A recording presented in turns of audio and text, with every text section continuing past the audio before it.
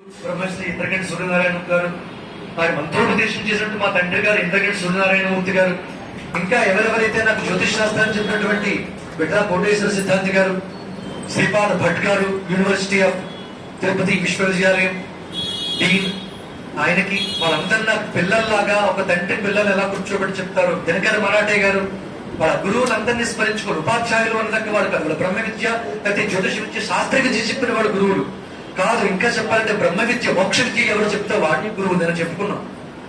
అటువంటి ఎంతో మంది గురువులు ఇది కాదురా నీ బతుకు అని నా జీవితాన్ని భగవంతుడికి మళ్లించిన ఎంతో మంది సహకారంతో వాళ్ళు గురుతర బాధ్యతతో నన్ను నెత్తిన పట్టుకుని నా అమాయక ప్రశ్నలకి లేకపోతే అవివేకపు ప్రశ్నలకి సమాధానాలు చెప్తే ఈవేళ ఇక్కడ కూర్చుని 4 మాటలు మాట్లాడతాను. ఎంత వేధించానో గురువులందరినీ, ఎంత వేధిస్తే 4 మాటలు వచ్చాయో.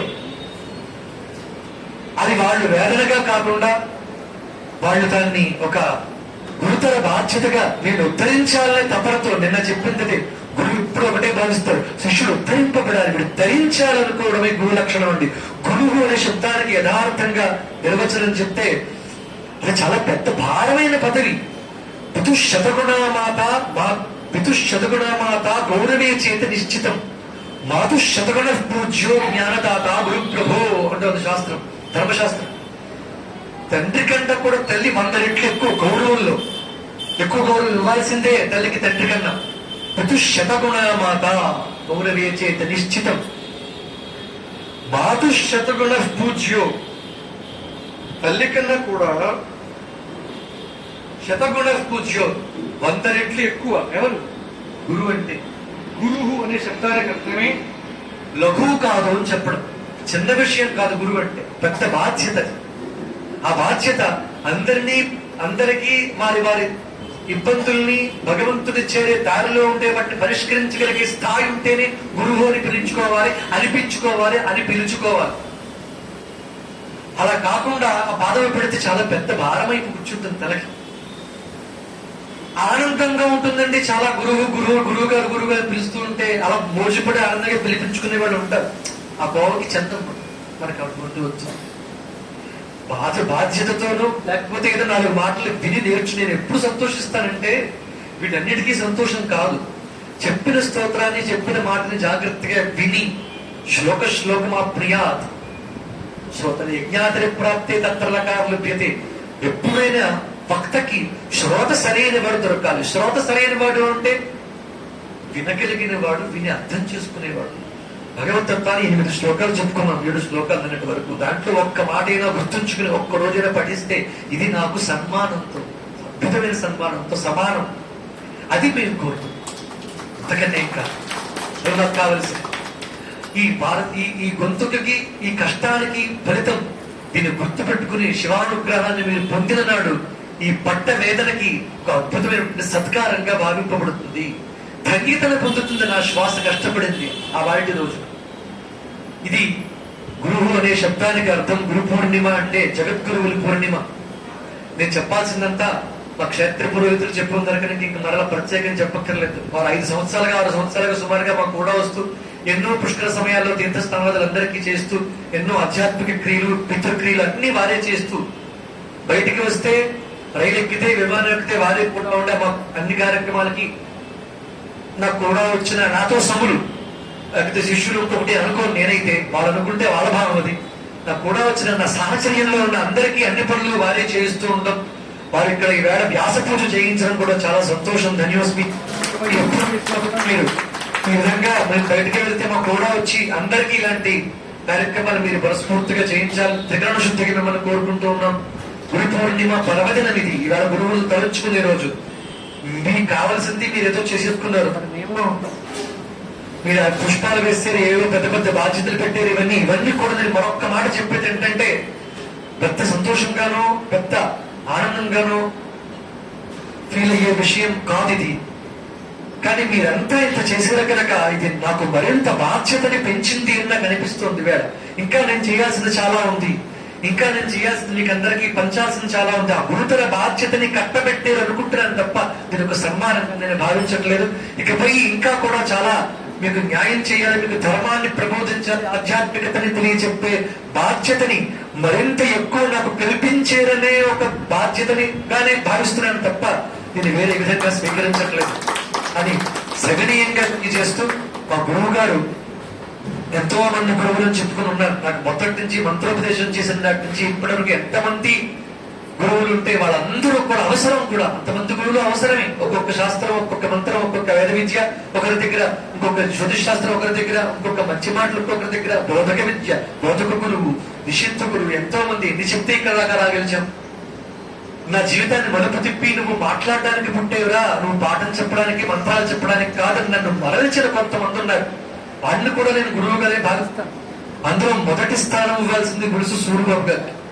ఆవేళ శ్రీశైలం మహాక్షేత్రంలో 1994 సంవత్సరంలో గవర్నమెంట్ దేవస్థానం వారు చేసిన యాగానికి మమ్మల్ని పిలిస్తే నేను అక్కడికి వెళ్తే ఆ సప్తశతి అధ్యాయాన్ని మాట్లాడుతూ చెప్తూ ఉండగా సుందరకాండ నాకు ఆవేళ అప్పటికప్పుడు అనుగ్రహించి ఉపదేశించినటువంటి గురువుగానే భావిస్తాను నేను ఆయన్ని. చాలా తక్కువ సాహచర్యం వారితో ఉన్న కొద్ది రోజులే ఉంటే నన్ను ఆ రోజు మాట్లాడిన 4 మాటలు పట్టుకుని నువ్వు ఇక్కడ మంత్రాలు చెప్పడానికి, హోమాలు చేయడానికి కాదు, నువ్వు దారి వేరే అని నన్ను మరల్చి నన్ను ఆ వేళ ఒక కాండలో ఒక సర్గను నాకు ఉపదేశించి, ఆ సర్గ ఎన్నిసార్లు తీసినా పుస్తకం తీస్తే అదే సర్గ వచ్చింది. పలుమార్లు అలా జరిగితే ఆంజనేయ స్వామి అనుగ్రహం నీకు ఉందిరా అని మనస్ఫూర్తిగా నన్ను ఆశీర్వదించి ఈవేళ ఎంతో సుందరకాండ పారాయణ జరిపించిన ఘనత గురు సూర్యబాబు గారిని. వారికి ఇక్కడి నుంచే నమస్కారాలు. అలా కుటుంబడి ఎంతో మంది ఉన్నారు. వారందరూ కూడా నాకు జ్యోతిష్ శాస్త్రం చెప్పినటువంటి మొదటి గురువు నా తండ్రి. వారు ఒక 48 గంటల్లో నాకు చక్రం వేయడం అన్ని కూడా నేర్పించారు. మా బండింటి మీద కూర్చోబెట్టి కొన్ని సంవత్సరాల క్రితం పైన. అలా ఆయన అనుగ్రహించిన దాంతో పాటుగా వారి గురువులైనటువంటి బిడ్డా కోటేశ్వర సిద్ధాంత గారు నన్ను పిలిచి నీకు పాఠం చెప్పాలందిరా అని పిలిచి చెప్పారండి. ఏం సౌభాగ్యం మాది. అలా పిలిచి చెప్పారు నాకు. ఆయన మిమ్మల్ని అర్థించడం కాదు, నీకు పాఠం చెప్పాలందిరా అనిపించుకోవడం ఎంత అద్భుతమైన వరం గురువు. అలా పిలిచి చెప్పారు వాళ్ళు. అలా కళ్ళు కూర్చోబెట్టుకుని నాకు పాఠం చెప్పారు ఆయన. నాకు సంబంధించినటువంటి స్వార్థంలో ఉన్న కొన్ని మంత్రాలకి అన్నిటికీ స్వతస్థూరితోటి పంచదశ కర్మలకి అర్థాన్ని రాసిచ్చి నీకు ఎవ్వరూ ఇవ్వడరా ఇటువంటివి, నీకు మంత్ర అర్థాంతో సహా రాసిస్తున్నాను, జాగ్రత్త పెట్టుకో పదిలంగా అని ఆ వేళ ఆయన నాకు ఇచ్చింది. ఇప్పటికీ పదిలంగా పరమ పవిత్రంగా దాచుకుని ఉంచుకున్నాం మా ఇంట్లో. అటువంటి వాళ్ళు నాకు ఎంతో శ్రద్ధతో నాకు అవన్నీ నేర్పించారు. అలాంటి ఎంతో మంది గురువుల అనుగ్రహంతో వేళ ఇక్కడ కూర్చొనే భాగ్యం కల్పించారు. అటు వెంబడ ప్రధానమైనటువంటి నన్ను జీవితాన్ని మరొక్క మరలుపు ఒక మంచి మలుపు తిప్పినటువంటి మహాత్ములు, పుణ్యాత్ములు నాకు గురువులు బ్రహ్మశ్రీ సామవేదం షణ్ముఖ శర్మ గారు. వారి ఆప్యాయత, వారి అవ్యాజమైన కరుణ నన్ను వారికి దగ్గర చేసింది. అనుక్షణం వారిని స్మరించేలా ఉంది. ఏ క్షణానంటే గుండె కొట్టుకోవడం కూడా వారేనేమో అనిపించేంత పవిత్రమైన స్థానంలో కూర్చోబెట్టింది గురుస్థానంలో.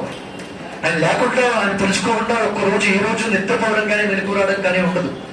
ఆయన పక్కన కూర్చోవడం అనేది చాలా బాధగా ఫీల్ అవుతాను. ఆయన మట వేసి కూర్చుంటే పైన ఆయన పాదాల దగ్గర నా శిరస్సు ఉంటే చాలు అనుకుని భావించేటటువంటి భావం వారి మీద నాకు. మరి పక్కన కూర్చోవాలనే భావన కూడా నాకు ఎప్పుడు రాలేదు కాదు. ఆయన పాదాల దగ్గర నా శిరస్సు ఉంటే చాలు. ఆ భావనతో ఆయన్ని ఎప్పుడు స్మరిస్తూ ఉన్నాం. గురువుల్ని గురువుగా భావించడంలో ఉన్న ఆనందం చాలా గొప్పది. ఆ స్థాయికి చేరిన మహాత్ములు వారి యొక్క ప్రవచనకర్తగానే టీవీలో మీరు చూస్తుంటారు. వారి వెనకాలలో కోణం మీకు ఎవరికి తెలియదు. వారి అనుష్ఠానం, వారి మంత్రశక్తి, వారి దీక్ష సామాన్యులు కాదు. అటువంటి వారు మా గృహానికి విచ్చేసి మమ్మల్ని మా ఇంట్లో అందరినీ ఆశీర్వదించి నా పిల్లల ఉపనయనానికి వారు స్వయంగా భిక్ష వేసేది. ఆ భిక్ష వారు పెట్టిన వేద భిక్ష. అంతేకాదు ఆ స్థానం కూడా వారే మళ్ళా పూరించి వేద పాఠశాలలో నియమించి వారికి ఇప్పటికి సగానికి పైగా మా పిల్లల వేదం చెప్పుకునేలాగా అవకాశం ఇచ్చినటువంటి మహాత్ముడు. నాకు ఎన్నో మార్గోపదేశం చేశారు, ఎంతో దిశానిర్దేశం చేశారు, ఎన్నో మంత్రోపదేశం చేసి నన్ను ఒక మహా భక్తునిగా లేదా ఒక మాట చెప్పేటటువంటి వాడిగా తీర్చిదిద్దింది వారే. పరోక్షంగా ప్రత్యక్షంగా కూడా ఎన్నో చెప్పారు. మీరు చేయాల్సింది, మీరు ఇక్కడి నుంచి భయం మీ గురుగారు మీరు నన్ను వారు నా దురదృష్టం ఏంటంటే నన్ను మీరు అంటారు. అది ఎప్పటికి పోగొట్టుకుంటానో, ఎప్పటికి నువ్వు అనుకుంటారో, ఇప్పటికి ఇంకా నాకు ఆ భాగ్యం దక్కలేదు. భవిష్యత్తులో అతి త్వరగా సిద్ధించాలని కోరుకుంటున్నాను. వారు నన్ను అలా సంబోధించి ఇంకా దూరం అయినట్టుగానే లెక్క. గురువు నువ్వు మీరు అంటుంటే దూరం కాదని ఎంత బాధ అంటది. నువ్వు అంటే ఎంత ఆనందదాయకమైన విషయం. ఎప్పటికంటారో ఎదురు చూస్తుందని ఇంకా ఆ నిదానంగా నాకు ఇంకా ఇవ్వనందుకు గురి పూర్ణిమ పూట బాధపడుతూ వారిని ప్రార్థిస్తూ ఆ స్థాయికి ఆ దగ్గరతనం ఇవ్వాలని కోరుకుంటూ ఈవెన్ వారి స్పర్శతోటి ఒక్కసారిలో చేయబడతారు. బాగున్నారా అంటారు. చాలండి, పులకరించిపోతాం, శరీరం అంతా తన్మయమైపోతుందంటే. గురు స్పర్శ, గురు వీక్షణ కంటతో చూస్తారండి. గురువు అంటే సామాన్యం కాదు. మాటలా భేషజమా గురువు అంటే? వారి కంటితో ఒక్క చూపు చూస్తే అన్ని ప్రశ్నలకి సమాధానం దొరుకుతుంది. నేను ఒక సమయంలో అమ్మవారి ప్రతిష్టా మహోత్సవం విషయమై గురువిజ్ఞాన ప్రతిష్ట, అమ్మవారి దివ్య ప్రతిష్టా మహోత్సవం, మహాలక్ష్మి అమ్మవారు ఎలా ఉంటుందంటే గురువు యొక్క గొప్పతనం మీరు ఆశ్చర్యపోతాం. వారి ఇంటికి వెళ్ళి లలితాధామం సాకేత్కి వెళ్ళి నేను సవినీయంగా వారి పాదాల దగ్గర బాగా ప్రార్థన చేసి పళ్ళు ఫలాలు అక్కడ పెట్టి, అయ్యా నేను మీతో మనవి చేయాలి అంటుండగానే ఆయన కల్పించుకుని మధ్యలో ఎవరో ఉన్నారు, వీళ్ళని పంపించి వస్తానయ్యా, మీరు లోపల కూర్చోండి, కుర్చీ వేసి ఒక మనిషిని పెట్టి అక్కడ మీరు లోపల కూర్చోండి, 10 నిమిషాల్లో వస్తానని చెప్పి వారితో మాట్లాడి, నాతో పాటు ఇంకొకరిద్దరు ఉన్నారు, ఇక్కడే ఉన్నారు, అంకులు కూడా వచ్చారు, ఆవిడ నాకు కూడా వారు ఉన్నారు. ఆవిడ గురువు గారి ఇంటికి వచ్చినప్పుడు ప్రసాదకులు కూడా ఉన్నారు కూడా. అయితే పైన వారు లోపలికి వచ్చి ఒక మాట, నేను ఇంకా ఏం చెప్పలేదు, నేను వెళ్ళింది ఎందుకంటే ఆహ్వాన పత్రిక ఇచ్చి మీరు ఈ ప్రతిష్టా కార్యక్రమాన్ని దంపతీయుక్తంగా ఉండి మీ అమృత హస్తాలతో జరిపించాలి అని అడుగుతామని నా మనసులో కోరిక, ఇంకా బయట పెట్టలా. ఇది మీరు సరైన అంగీకరిస్తే ఒక కరపత్రిక ముద్రించి పట్టుకొస్తానయ్యా అని చెప్తామని మనవిగా ముందు మీ దగ్గరకు వచ్చి మనవి చేస్తాను అందామని అనుకుని వెళ్తే, గురువులు సామాన్యులు కాదండి, వాళ్ళ కంటితోనే అన్ని గ్రహిస్తారు. ఒక్క మాట అన్నారు, లోపలికి వస్తూనే ప్రతిష్టా మహోత్సవం అనగానే నన్ను ఆపేసి మాట్లాడు ఒకసారిలా అని అన్నాక ఇంకా మాట్లాడతామా? గురువు చేపెట్టిన తర్వాత మాట్లాడేంత హక్కు అయితే లేదు. ఆగిపోవాలి, ఆ అక్షరంతో ఆగిపోవాలి, పదం పూర్తి చేయకూడదండి, అక్షరంతో ఆగిపోవాలి. అలా గురువులు చెప్పింది అదే, అక్కడి నుంచి అలా వచ్చాం. చేయి అడ్డు పెట్టారంటే పదంతో కాదు అక్షరంతో ఆగమని అర్థం. వెంటనే ఒక మాట అన్నారు, ఈ ప్రతిష్ట మీరే నిర్వహించాలి. నేను ఇంకా చెప్పలేదండి ఏం చేయాలి, ఎందుకు వచ్చాను కూడా చెప్పలేదు. ఈ ప్రతిష్ట మీ దంపతులు కూర్చొని చేయాలి అని నన్ను ఒక పండు చేతిలో పెట్టి ఇలా అన్నారు. వాళ్ళకి చెప్పేదా నేను ఎందుకోసం వచ్చాను? ఒక 2 రోజుల నుంచి హైదరాబాద్ లోనే ఉండే అపాయింట్మెంట్ దొరకకుంటే 2 రోజులు పోయిన తర్వాత ఇక రిటర్న్ జర్నీ టికెట్ టైం అయిపోతుందని ఫోన్ చేస్తే సాహసించి ఆయనకి చేస్తే, వారికి వీరికి మీరు ఎప్పుడు చేయకండి, నా స్వయంగా నాకు ఫోన్ చేసి మీరు చెప్పండి, మీరు ఆ దగ్గరతనం మీకు ఎప్పుడు ఉంది అని ఆ ఒక్క మాట ఎంత పెట్టించింది ఆ వేళ నన్ను. ఎంత ఆప్యాయతంతో భక్తి శిష్యుడి మీద వాళ్ళు లోపల పెట్టుకుంటారండి. వీళ్ళు ఉద్ధరింపబడాలి అనుకుంటారు. వారి ముందు మాట్లాడే అనుగ్రహం సిద్ధించింది, వారి ఆశీస్సులు పొందే భాగ్యం లభించింది.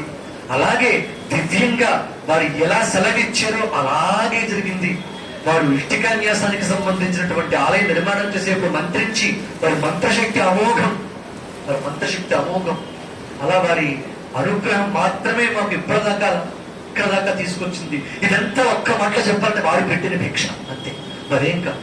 వారి భిక్ష ఇదంతా అని వారి పాదముల ముందు మకరందాన్ని ఆస్వాదించే ఒక 9గా చిరకాలం ఉండాలనే తపన మాత్రమే తప్ప వారి పక్కకి చేరాల్సినటువంటి ఆలోచన కానీ ఆ భావం కానీ ఇప్పటిదాకా లేదు, ఎప్పుడూ రాదు. వారి పాద పద్మముల ఎందే ఈ తనువు చాలించాలనేటటువంటి భక్తి భావం మాత్రం దృఢంగా ఉంది అని గురు పూర్ణిమ పర్వదినాన సాక్షాత్ పరోక్షంగా ఉన్న మా గురువు గారికి ఇక్కడి నుంచే సాంజలిబద్ధకంగా సవినయంగా నమస్సు సమర్పణ చేసుకుంటూ గురు పూర్ణిమకి వారికి నమస్కారం తెలియజేసుకుంటూ వారి అనుగ్రహంతో ఈ శివానందలారికి కూడా వారి అనుగ్రహంతో చెప్పుకుంటున్నాం.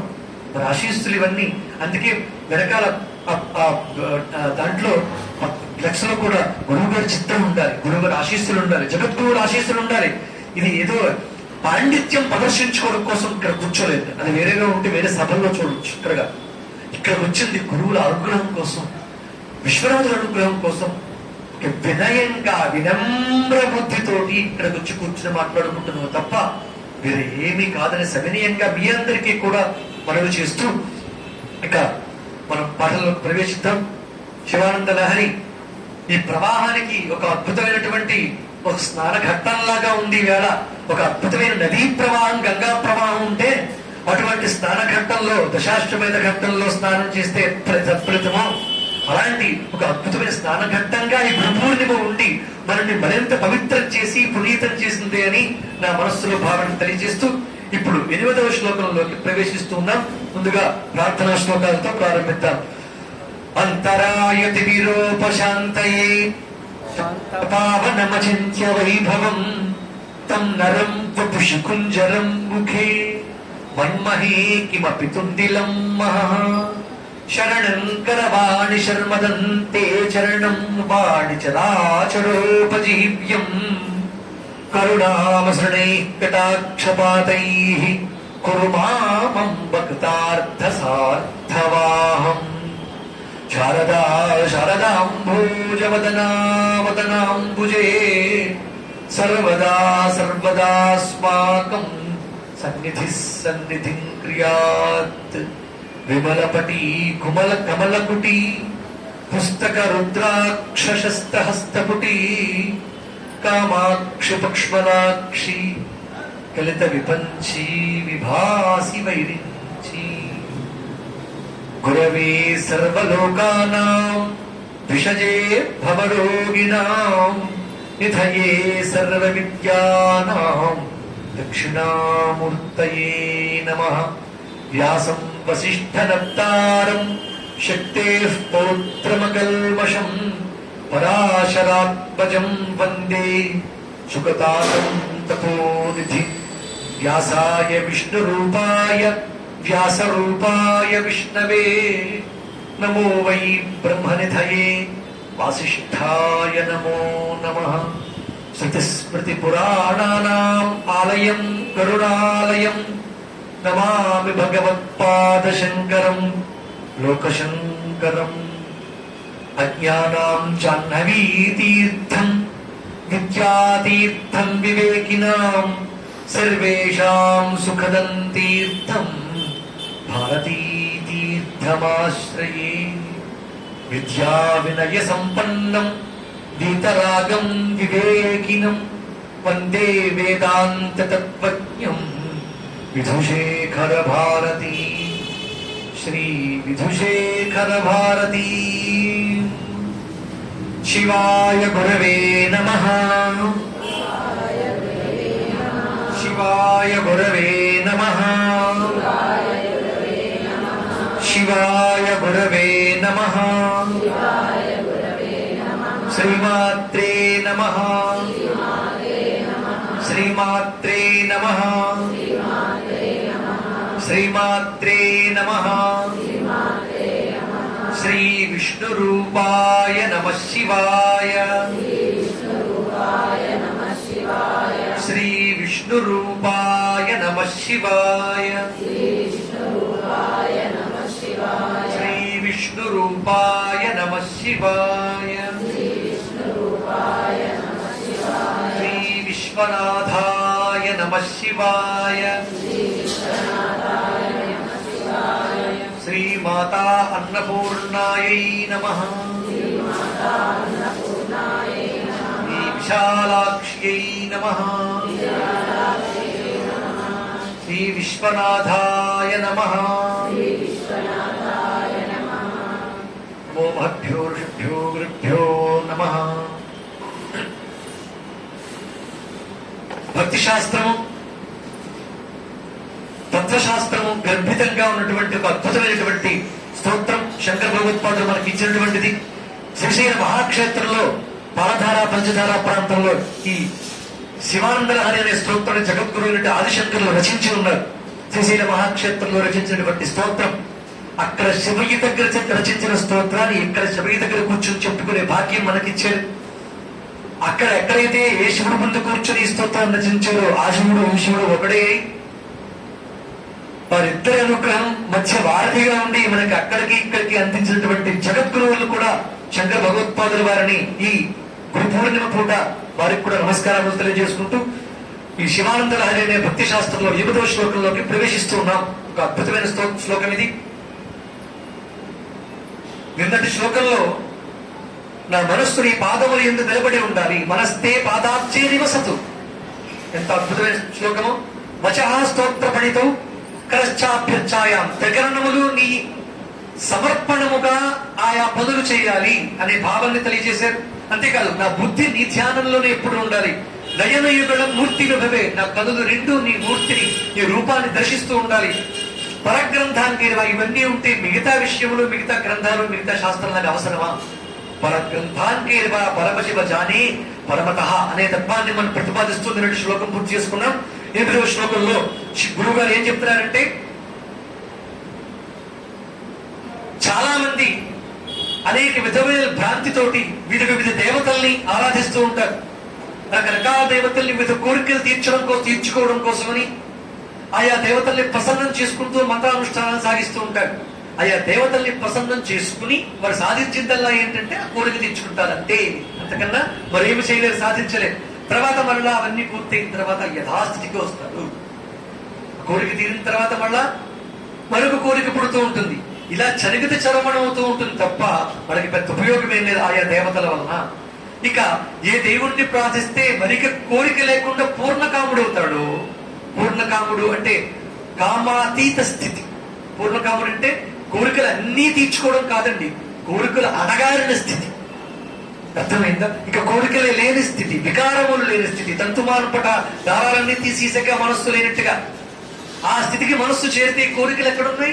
తీర్చుకోవాల్సిన అవసరమే ఉంది. ఏ దేవుడి కాళ్ళు పట్టుకోవాలంటే ఇంకా మనం ఏ ప్రభువు కాళ్ళు పట్టుకోవాలి, ఏ మంత్రి కాళ్ళు పట్టుకోవాలి, ఏ రాజు కాళ్ళు పట్టుకోవాలి? అవసరం లేదు ఇంకెవరిని, ఎవరిని ప్రార్థించాల్సిన పని లేదు. ఈ కోరికలు ఉండబట్టి వాళ్ళందరి కాళ్ళు మనం పట్టుకోవాల్సిన అవసరం ఉంది. అందుకని మిగతా దేవతల్ని ఆయా దేవతలు పరమదైవంగా భావించి భ్రాంతితో పూజ చేస్తూ ఉంటారు అనే దాన్ని ప్రతిపాదిస్తూ చెప్తారు శ్లోకం. యదా బుద్ధిశుద్ధౌ రజతమితి కాచాశ్మలిమణి జలే పైష్టే క్షీరం భవతి మృగతృష్ణాసు సలీలం తదా దేవ భ్రాంత్యా భజతి భవదన్యం జడజనో మహాదేవేశం త్వాం మనసి చ నమత్వా పశుపతే. మళ్ళీ వచ్చిందండి, ఏంటిది? పశుపతే.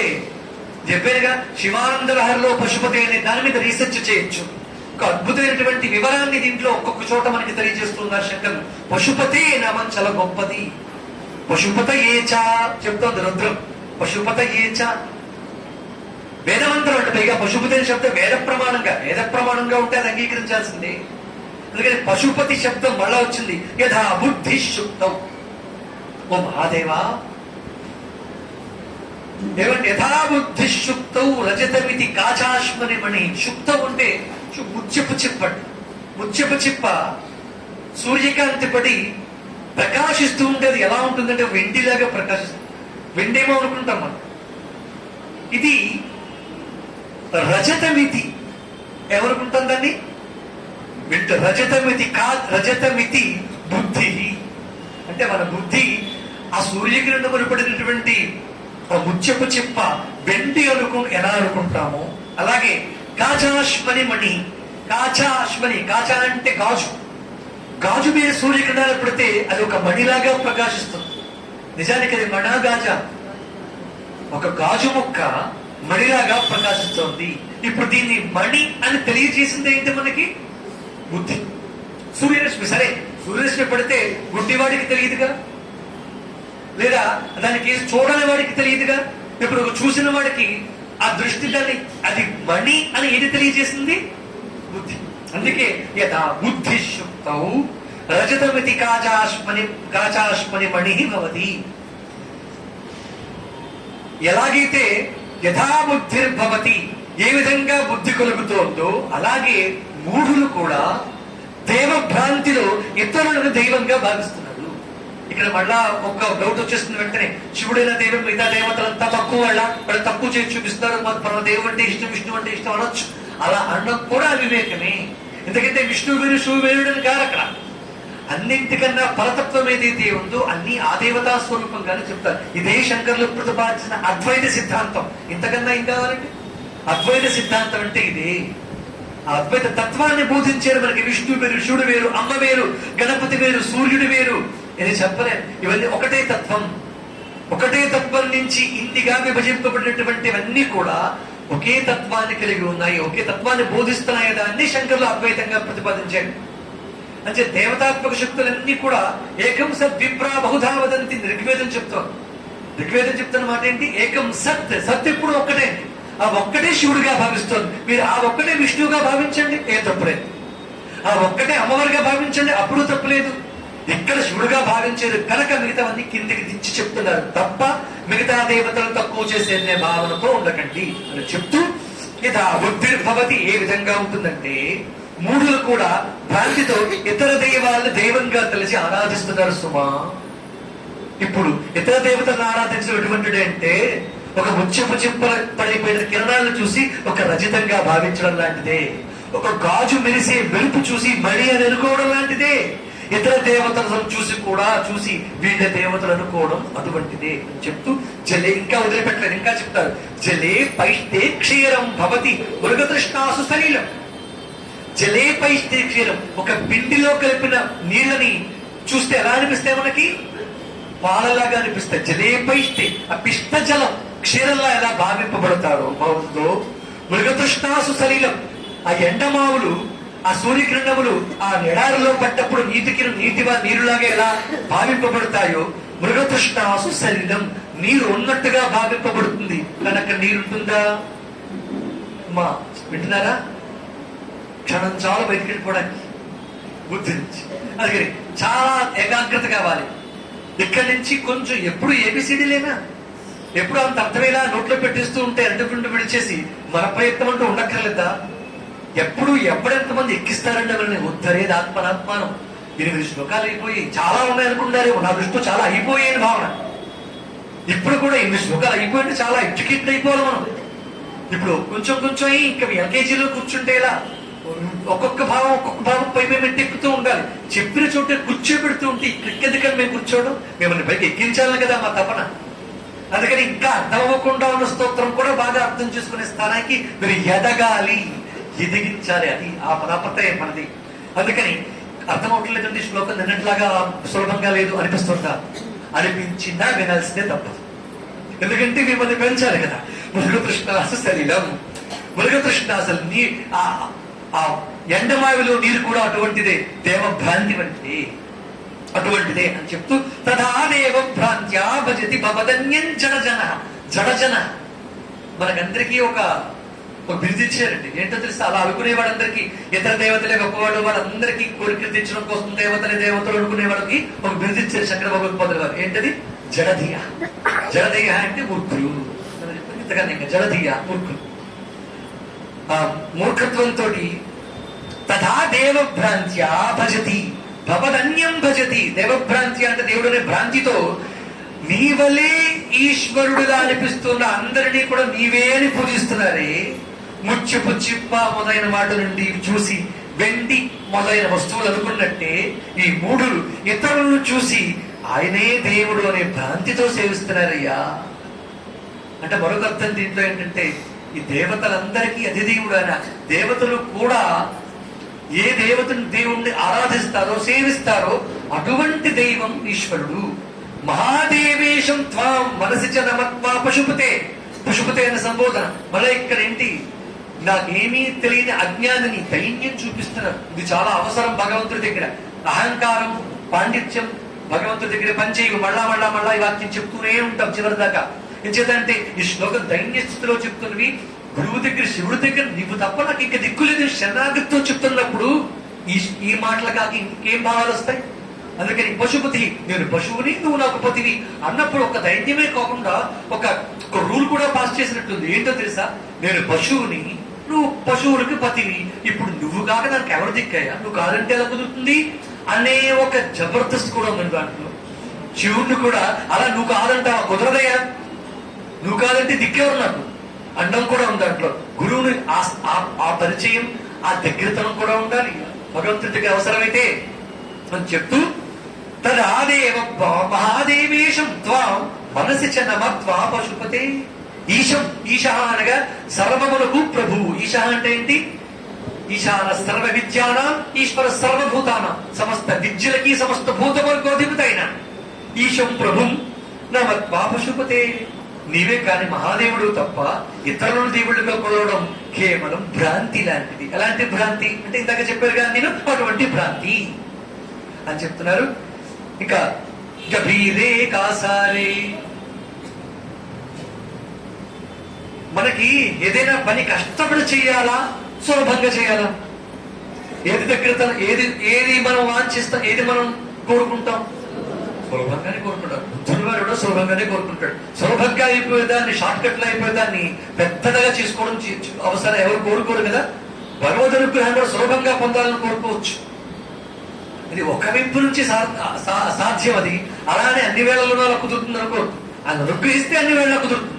కానీ సులభంగా నీ అనుగ్రహం పొందడానికి అవకాశాలు ఉండగా పెద్ద పెద్ద పనులు చేస్తారండి వీళ్ళందరూ.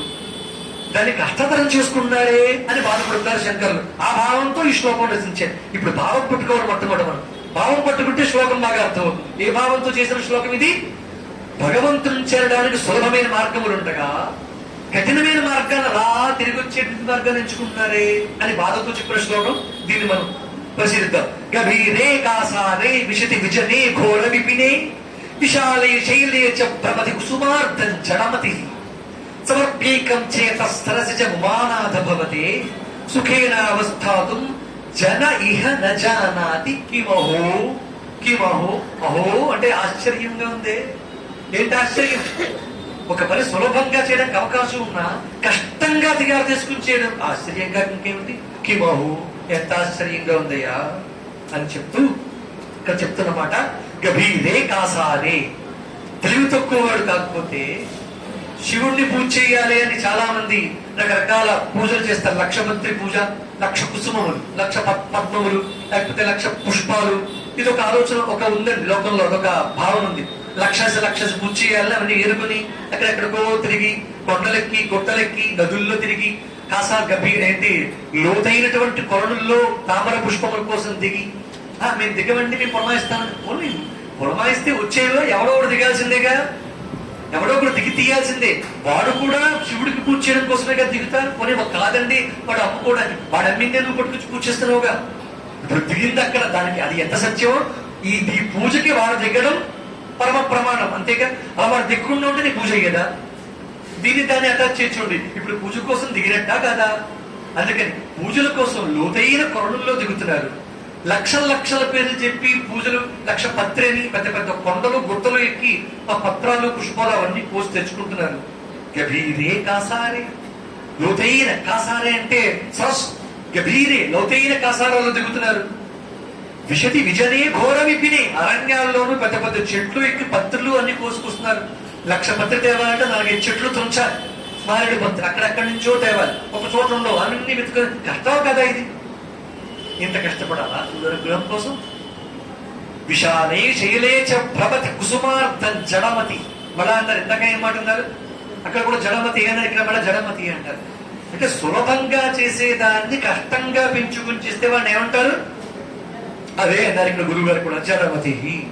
విశాలే శైలే చ, సులభమైన ఉపాయం తెలిసి కూడా మందమతి అయి కుసుమార్థం పువ్వుల కోసమని పత్రి కోసమని విశాలే శైలే పర్వత పంక్తుల మీదకి ఎక్కి భ్రమతి తిరుగుతూ ఒక చోటు ఉంటుందా మొత్తం అంతా ఒక చోటు దొరికేస్తుంది అంటే అటువంటి పుష్పాల పత్రి దొరకదు, మళ్ళా ఇంకో చోటుకి వెళ్ళాలి. అలా రాళ్ళు కొండలు గుట్టలు అవన్నీ తిరుగుతూ. మరి ఇవన్నీ ఇష్టమండి శివుడికి. మారేడు పత్రి అంటే ఇష్టం అండి, సరే ఇవన్నీ ఇష్టమా? చేత పుష్పం, మనస్సు అనే పుష్పం ఇష్టమని సరే దాన్నే చెప్తున్నారు ఇక్కడ. శైలేచ ప్రభతి కుసుమార్థం జనమతి సమర్పీకంచేత స్థరశిజముమానాథ భవతే. ఉమానాథ అని సంబోధిస్తూ ఓ పార్వతీపతి, ఓ పార్వతీ సహితులైన పరమశివ శంకర. ఉమానాథ అనే సంబోధన శక్తి సహితుడైన శివుడు చెప్పుకున్నాగా. ఇదే సామరస్యం, సామరస్యపరాయణ, సమరసం. ఇదే ఉమానాథ. శివుడికి సమర్పించవలసిన పుష్పం ఏంటో ఇక్కడ చెప్తున్నారు. ఏంటి ఇష్టం అంటే ఆయనకి? చేతసరసిజం. చేతసరసిజం, సరస్యం అంటే మన మనస్సు చిత్తంలో ఉన్నటువంటి పుష్పము. అదే మన హృదయ పుష్పం, మన మనస్సు అనే పుష్పం. ఇది ఇష్టం అంటే ఇది మనం ఇవ్వమండి. ఆయనకి ఏది ఇష్టమని అనుకుంటూ భ్రాంతిలో భ్రమతో ఆయనకేమో పద్మాలు ఇష్టం, ఆయనకి మారేడు పత్రి ఇష్టం, అక్కడ తుమ్ము పువ్వులు ఇష్టం అని అవన్నీ ఇవన్నీ పట్టుకొచ్చి ఇస్తాం. కానీ ఆయనకి ఏది ఇష్టమో మనం అది ఇవ్వం. ఒక వస్తువు ఒక ఇష్టమైన వ్యక్తి దగ్గరికి వెళ్ళేటప్పుడు ఆయనకి ఇష్టమైన వస్తువు ఇవ్వాలని కదా మనం అనుకోవాల్సింది. శివుడికి ఇష్టమైన వస్తువు ఇస్తే ఆయన సంతోషిస్తాడు. ఒకరికి బంగారం అంటే ఇష్టం, కూడా బంగారం ఇస్తే సంతోషిస్తాడు. ఒకరికి బట్టలు ఇష్టం, ఒక్కొక్కరికి ఒక్కొక్క వస్తువు ఇష్టం. ఒక్కొక్కరికి ఒక్కొక్క వస్తువు ఎలా ఇష్టం అంటే ఒక్కొక్కరికి స్వీట్ ఇష్టం, ఇంకొకరికి ఆర్ట్ ఇష్టం, ఇంకొకరికి రంగు ఇష్టం, ఇంకొకరికి ఒక్కొక్క రంగు ఒక్కొక్కరికి ఇష్టం. ఆ రంగు పట్ల ఆయనకి ఇష్టం అండి. అయితే రకరకాల వివిధ వస్తువులన్నీ ఇష్టంతో కలిగి ఉంటారు. కానీ శివుడికి ఏది ఇష్టం? చేత పుష్పం, చేతస్థలసిజం, ఇది ఇష్టం. మరి ఆయనకి ఇష్టమైన వస్తువు ఇస్తున్నామో మనం ఒక్కసారి చెప్పండి. ఆయనకి ఇష్టమని చెప్పబడేటువంటి భ్రాంతిలో ఉన్న వస్తువు ఇష్టం కాదని కాదు. మారేడు పుష్పాలు ఇవన్నీ ఇష్టమే, మారేడు పత్రి అని. అంతకన్నా ఎక్కువ ఇష్టం ఏంటో తెలుసా అండి? మనస్సు ఇష్టం. చేత సరసిజము మానాథ భవతే ఇది చెప్పారు. సుఖేనావస్థాతు జన ఇహ నజానాతి కిమహో. ఆయన సంతోషపెట్టచ్చు. ఏకం సమర్ప్య ఈకం. పైగా 1,00,000 ఇవ్వాలా? 1,00,000 పుష్పార్చన, 1,00,000 పత్రి అంటే ఎన్ని ఇవ్వాలండి? అక్కడ సంఖ్య ఎంత? ఇక్కడ ఒక్కడు చాలు. ఏకం సమర్ప్య ఏకం. ఒక్కడు చాలంటే 1,00,000 కష్టమా తేడం? ఒక్కటి తేడం కష్టమా? 1,00,000 తేడమే కష్టం, ఒక్కటి ఇవ్వడం సులభం. అది అసులభం, ఇది సులభం. అది కష్టం, ఇది సులభం. ఒక్కటి ఇవ్వడం సులభమైన మార్గాన్ని కట్టిపెట్టి 1,00,000 ఇవ్వాలని కష్టపడతాం ఎందుకు? శివుడికి ఇది ఇష్టం, ఇది ఇచ్చి ఆయన సంతోషపడుతుంటాడు. అందుకని ఒక్కటి సమర్పేకం చేత సరసిజం. ఎంత గొప్ప మాట చెప్తాడు. భక్తిలో పైకి తీసుకెళ్లిపోతాయండి శ్లోకాలు. మనల్ని భావిస్తే ఇది అండర్లైన్ చేసుకోవాలి. భావించకపోతే ఏం ఉపయోగం లేదు. ఒక శబ్దమే భావిస్తే, ఒక సౌండ్ అంతే. ఈ మాటలన్నీ ఒక సౌండ్స్ అంతే, అంతకన్నా ఇంకా ఎఫెక్షన్ ఏమి దాంట్లో ఉన్నటువంటి తమ ఆధ్యాత్మికత పండదు. వాటిలో ఉన్న భావాన్ని స్మరించాలని తెలుసుకోలేము. బధిర శంఖారావులు అంటారు చోట పోతన భాగవతం. వినపడని వాడి ముందు శంఖం ఊదినట్టే. అంతకన్నా భావం తెలిస్తే కంటతడు వచ్చేస్తుందండి. సమర్పీక నాకు నీకు ఒక్క చిత్తం ఇవ్వయ్యా అని భగవంతుడు అడుగుతున్నాడు శివుడు. సమర్పీకం చేత స్త్రచిజమానాద భవతే అని ఏది అడుగుతున్నాడు అది ఇవ్వట్లేదు లేదన్నప్పుడు ఎంత బాధేస్తుందండి. ఎవరైనా అడిగితే ఆకలిస్తోంది అంటే అన్నం పెట్టకపోతే బాధపడిపోతామే. శివుడు అంతటి వాడిని మనస్సు ఇవ్వరా అని అడుగుతుంటే దాన్ని దాచుకుని అక్కర్లేని పత్రులు పుష్పాలు ఇస్తున్నాడు. వెర్రి వాళ్ళని కాకపోతే అడుగుతున్నాడు. నాకు ఇది ఇష్టం అయ్యా నీ దగ్గరది. పైగా మనకు ఆ దగ్గర ఇవ్వడంటూ ఆయన దగ్గర అన్నీ ఉన్నాయి. పైగా ఆయన ఇచ్చినవే ఇవన్నీ ఇంకా చెప్పాలంటే మరి ఇంతెక్కడ వివేకం? ఇది ఎక్కడ మూర్ఖత్వం? జలమతి అన్నారు, అందుకని జలమతి అన్నారు. ఆయన దగ్గర లేదు. ఏంటనేది మన మనస్సు. ఇది ఇచ్చేస్తే చాలండి. పైగా మరి ఎంత హాయిగా ఉండొచ్చో దాన్ని చెప్తారు 4వ పాదలు. సుఖేనావస్థాతు జన ఇహ నజానాతి కిమహో. చాలా హాయిగా బతకచ్చు ఇది ఇచ్చేస్తే. కిమహో ఎంత ఆశ్చర్యంగా ఉంది అని బాధపడుతున్నారు ఈ శ్లోకంలో శంకరులు కదా. ఇక్కడ నుంచి ఇది 9వ శ్లోకం అర్థం. ఇక్కడ నుంచి ఒక 3 శ్లోకాలు ఒకే భావంతో నడుస్తాయి. ఆ భావాలు ఏంటంటే అందులో ఒకటి, ఎలా పుట్టినా సరే, ఏ జన్మ వచ్చినా సరే, ఏ ఉపాధిలో ఉన్నా సరే నీ పూజ చేస్తే చాలు అనే ఒక అర్థం. ఒక శ్లోకం. 2వ శ్లోకంలో ఏంటంటే 2వ శ్లోకం అంటే 11వ శ్లోకం అర్థం. మీరు బ్రహ్మచారిగా ఉన్నా, గృహస్థగా ఉన్నా, లేకపోతే వేరే ఆశ్రమం అంటే కుటీరం, అక్కడ 4 జంతువులు, అక్కడ ఒకసారి ఆ ఆశ్రమం కాదండి. వర్ణ కుటీరం, ఆ కుటీరం కాదు. ఆశ్రమం అంటే వర్ణాశ్రమ విధాయిని అంటామే. బ్రహ్మచర్య, వానప్రస్థ, గృహస్థ, వానప్రస్థ, సన్యాస ఆశ్రమాలు ఉన్నాయి కదా, ఆ ఆశ్రమాలు. ఆ ఆశ్రమాల్లో ఎక్కడున్నా సరే నాకు బాధ లేదు. ఏ బ్రహ్మచారిగా ఉన్నా, గృహస్థగా ఉన్నా అని చెప్తారు 2వ శ్లోకంలో. నీ అనుగ్రహం, నీ పూజ చేస్తూ ఉంటే చాలు. పైగా ఇక ఆ పై శ్లోకంలో కూడా ఏం చెప్తారంటే 12వ శ్లోకంలో గుహాయాంగి ఏ ప్రదేశంలో ఉన్నా, ఏంటది? ఏ ప్రదేశంలో ఉన్నా, కొండల్లో ఉన్నా, గుట్టల్లో ఉన్నా, ఆకాశంలో ఉన్నా, భూమి మీద ఉన్నా, నీళ్ళలో ఉన్నా, ఎక్కడున్నా నీ పూజ చేస్తుంటే చాలు అనే దాన్ని వరుసగా 3 శ్లోకాల్లో చెప్తున్నారు. అవి ఎంతో ప్రసిద్ధ. మొట్టమొదటి 10వ శ్లోకం. ఈ 10వ శ్లోకంలో నరత్వం దేవత్వన్నకవన మృగత్వం వశకత పశుత్వం కీటత్వం భవతు వేగత్వాది జననం సదా పాదాబ్జస్మరణ పరమానంద లహరి విహారాసక్తం చేత్ హృదయమిహ ఇంతేన వపుషా. మొదటి 10వ శ్లోకంలో ఏం చెప్తారు? నరత్వం, దేవత్వం, నగవన మృగత్వం. నాకు ఇప్పుడు మనం ఏ రూపంతో ఉన్నాం? నరుడుగా ఉన్నాం. నరుడు అంటే మానవులుగా ఉన్నాం. మానవులుగా ఉన్నాం కనుక కదా ఇన్ని వింటున్నాం. మళ్ళా మానవులుగా పుడతామనే ధైర్యం ఉందా లేదా? అవేమైనా మనకైనా బాండెడ్ మన లైఫ్? ఇలా పుడితేనే తర్వాత నేను వస్తానని చెప్పి భగవంతుని పుచ్చుకొచ్చేమా? అసలు ఉంటామో ఎప్పుడు ఓడతామో కూడా తెలియదు మనకి. పైగా తర్వాత ఇంకేం తెలుస్తుంది? అంటే ఒకవేళ వేరేలా పుట్టని నరత్వం, దేవత్వం, మనకన్నా మనకన్నా పైన ఉంటారు దేవతలు అంతే. వాళ్ళు కేవలం పుణ్యం చేసి ఉన్నారు కనుక దేవయోనిలో పుట్టారు. వాళ్ళకి దేవుడికి పరమాత్మకి అటాచ్మెంట్ కొంచెం దగ్గరగా ఉంటుంది తప్ప వాళ్ళు కూడా ఎప్పుడు కావస్తే అప్పుడు వెళ్ళలేరు. కానీ అత్యవసరమైన సమయంలో పరమాత్మను చేరుకోగల రూపాలు వాళ్ళవి. మనం అలా తపస్సు చేయాలి, ధరించాలి, అప్పుడుగానే భగవంతుడు చేరవేం. వాళ్ళు పరమాత్మను దర్శించగలరు, మళ్ళా వెంటనే కిందకు వచ్చేయాల్సిందే. దేవతలు మనకన్నా పైవాళ్ళు తప్ప పెద్ద గొప్పవాళ్ళు ఏం కాదు. పైగా వాళ్ళకి కూడా మరణం తప్పదు, గుర్తుపెట్టుకో. దేవతలందరికీ మరణం తప్పదు. పైగా మన కింద కొన్ని జన్మలు ఉన్నాయి. అవేంటండి? జంతువులు, పశువులు, నరత్వం, దేవత్వం, నగమన మృగత్వం. కొండల్లోనూ గుట్టల్లోనూ అడవుల్లోనూ తిరిగేటటువంటి మృగత్వం. మృగాలంటే క్రూర మృగాలు ఇవన్నీ ఉన్నాయి కదా, అవన్నీ మనకన్నా కిందవి. మనకన్నా కింద ఎలాగో దేవతల కన్నా కింద మనం కూడా అంతే. మనం ఒక జంతువుని ఎలా చూస్తామో దేవతలు అన్ని కూడా అలాగే చూస్తారుగా. వీళ్ళకి అంత ఇష్టం ఉందని మానవులు ఉంటే వాళ్ళకి చేతండి వీళ్ళకి ఇప్పుడు కర్మలు, వీళ్ళ బతుకు, వీళ్ళ ఏడుపుకుంట జీవితాలు ఇదే విసుగుస్తుంది దేవతలకి. కానీ వాళ్ళు పెద్ద గొప్ప వ్యక్తి జీవితాలు ఏం కాకపోయినప్పటికీ వాళ్ళు వాళ్ళ లోకాల్లో భోగాలను పిలుస్తూ ఉంటారు. చేసిన పుణ్యాల తాలూకు భోగాలు, లేదా కొన్ని సారిష్టి అనేటువంటి కొన్ని మోక్ష పదవులు ఉన్నాయి దేవతా లోకాలు. అంటే చేసిన పుణ్యానికి తగ్గట్టుగా ఆయా లోకాల్లో సుఖాలు పొందుతూ ఉంటారంటే ఆ పుణ్యం పూర్తి అయిపోతే చిన్నే పుణ్యే మధ్యలోకం విశంతి, మళ్ళా భూమి మీద పడాల్సిందే వాళ్ళు కూడా. కానీ వాళ్ళకి మనకన్నా పై స్థాయి కనుక పురుగులు చూసి మనం అనుకుంటాం, మన చూసి దేవతలు అలాగే అనుకుంటారు. కానీ ఉపాధి భేదాలు ఎన్నైనా ఉండని జగుడుగా ఏం చెప్తారంటే నరత్వం, దేవత్వం, నగమన మృగత్వం, వశకత. దోమగా పుట్టి నాకేం బాధలేదు, దేవతగా పుట్టి ఏం బాధలేదు, మరీ బాధ లేదు. నరుడిగా పుట్టినా మరీ సంతోషం. కొండల్లో గుట్టల్లో తిరిగేటటువంటి భయంకరమైన ఘోర మృగాలుగా పుట్టినా నాకేం బాధలేదు. పశుత్వం అంటే పశుత్వం ఏంటండి? 4 కాళ్ళుండి గడ్డి తింటూ లేదా పదార్థాలు దానికి ఏది ఆహారమో అది తింటూ అదే జీవితంగా ఏముంటాయో వాటికి ఒక పేరు పెట్టారు పశువు. వాడికి అంతే, నిజంగా చేస్తాయి, గొప్పగా పాలిస్తాయి, పిల్లల్ని పోషిస్తాయి. పాలించి మన కోసం మనం తీసుకుంటాం కానీ పిల్లల కోసం, అది కూడా క్షీరదం కనుక వాడి పిల్లలు. పశువులు ఇంతకన్నా ఏదో చేస్తాయా? తినడం, వాటి పనులు చేసుకోవడం, వాటి పనులు ఏదో ఉంటాయా వాటికి? తినడం తప్ప వేరే పనైనా ఉందండి పశువుకి? ఆలోచించండి. మనం కూడా అదే కోలం వెళ్ళిపోతూ ఉన్నాం. తినడం.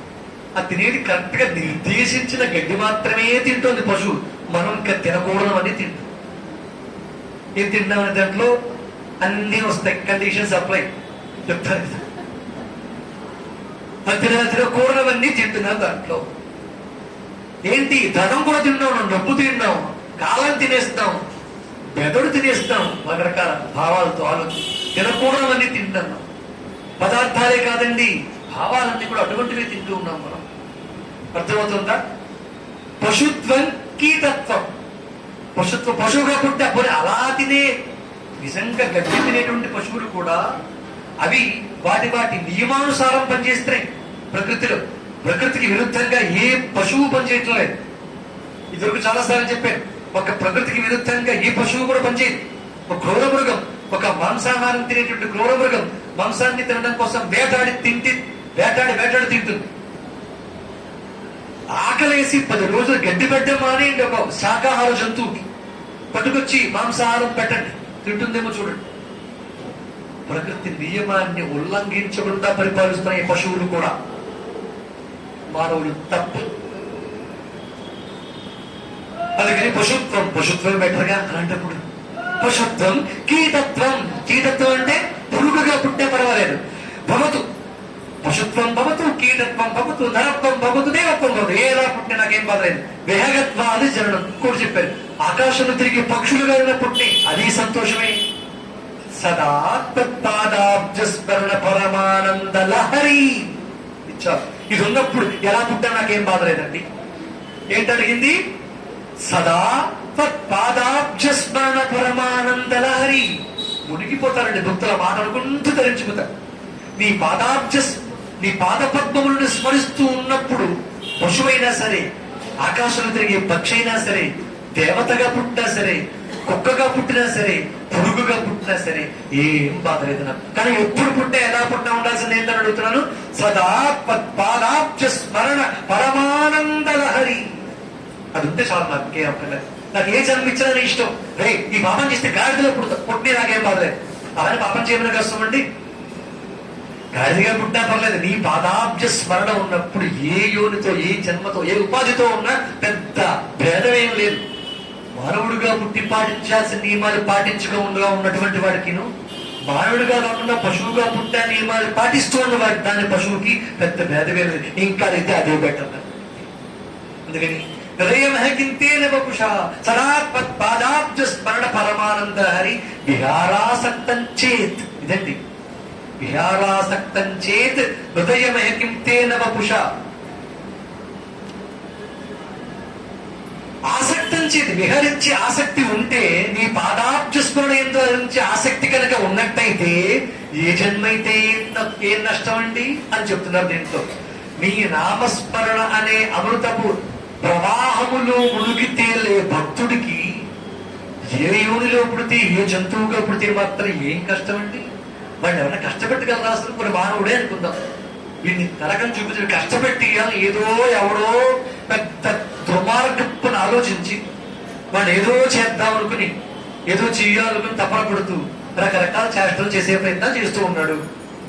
వీడి కష్టపడి వీడి బాధ పెట్టడం అనే బీజం, బాధ పడడం అనే బీజం వీళ్ళు లేకపోతే వాడిని ఎవరైనా కష్టపెట్టగలరా?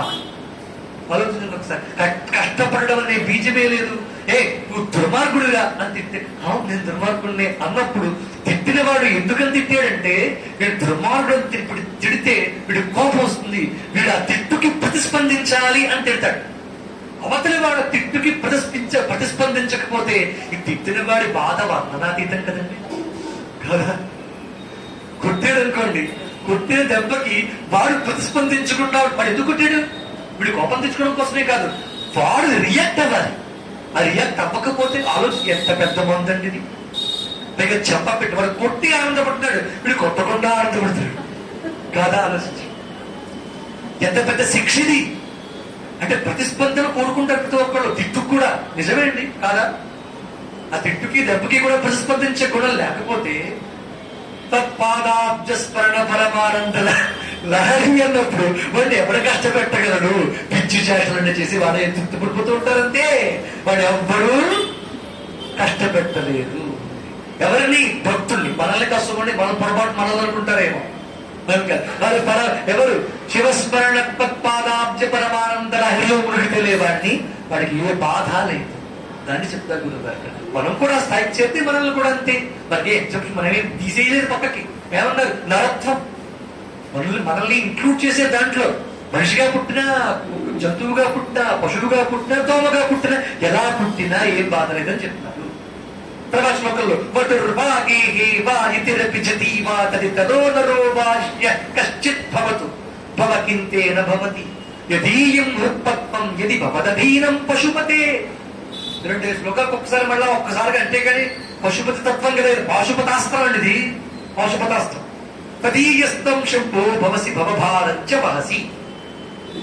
ఇంతక 2 శ్లోకంలో ఏముంటుంది చెప్పుకున్నాం. ఏ ఆశ్రమంలో ఉన్నా కొంతమంది అనుకుంటారు గృహస్థాశ్రమం చాలా గొప్పది, బ్రహ్మచర్యాశ్రమం చాలా గొప్పది, అయితే సన్యాసాశ్రమం, యతీశ్వరులు చాలా గొప్పవాళ్ళు, వానప్రస్థం గొప్పది, అడవులకు వెళ్ళిపోవడం చాలా గొప్పవి అనుకుంటూ ఉంటారు. అసలు ఇవన్నీ తప్పే. లేదు, ఇవన్నీ మరకే. ఎక్కడైనా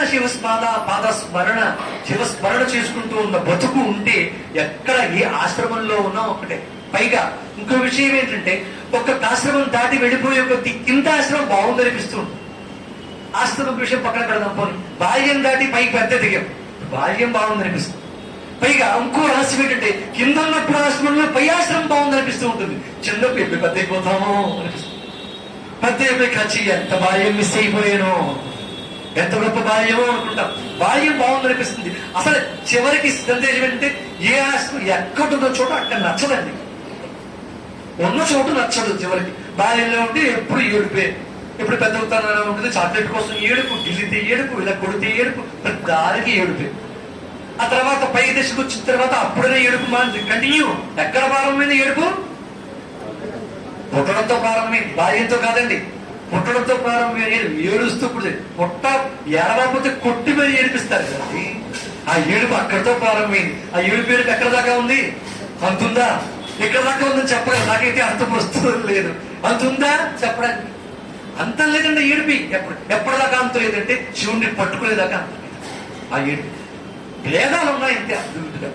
ఒకళ్ళ డబ్బు కోసం, ఒకళ్ళ బంగారం కోసం, ఒకళ్ళ పదవి కోసం, లేదా కొడుకుల కోసం, ఆరోగ్యం కోసం, సంతానం కోసం, పేదల కోసం, పెళ్లి కోసం, ఏడుపు తప్పదు. ఏంటండి ఏడుపు తప్పదు. ఇది కాదని చెప్తే ఏ వటుర్వాగేహేవ కింద ఆశ్రమంలో వటు అంటే బ్రహ్మచర్యాశ్రమంలో ఉండని ఏం బాధలేదు. లేదా గేహి గృహస్థాశ్రమం పొందేను, ఇప్పుడు భార్య పిల్లలు సంతానం వ్యవహారం సరే అక్కడ బాధ లేదు. కాదండి బాధ్యతలు ఉంటాయండి. బాధ్యతలన్నీ కూడా శివుడి మీద భారం పెట్టి బతుకు, బాధ్యత శివుడే భరిస్తాడు. దాన్ని కూడా చెప్తారు కదా, వటుర్వాగేహేవ యతిరపి.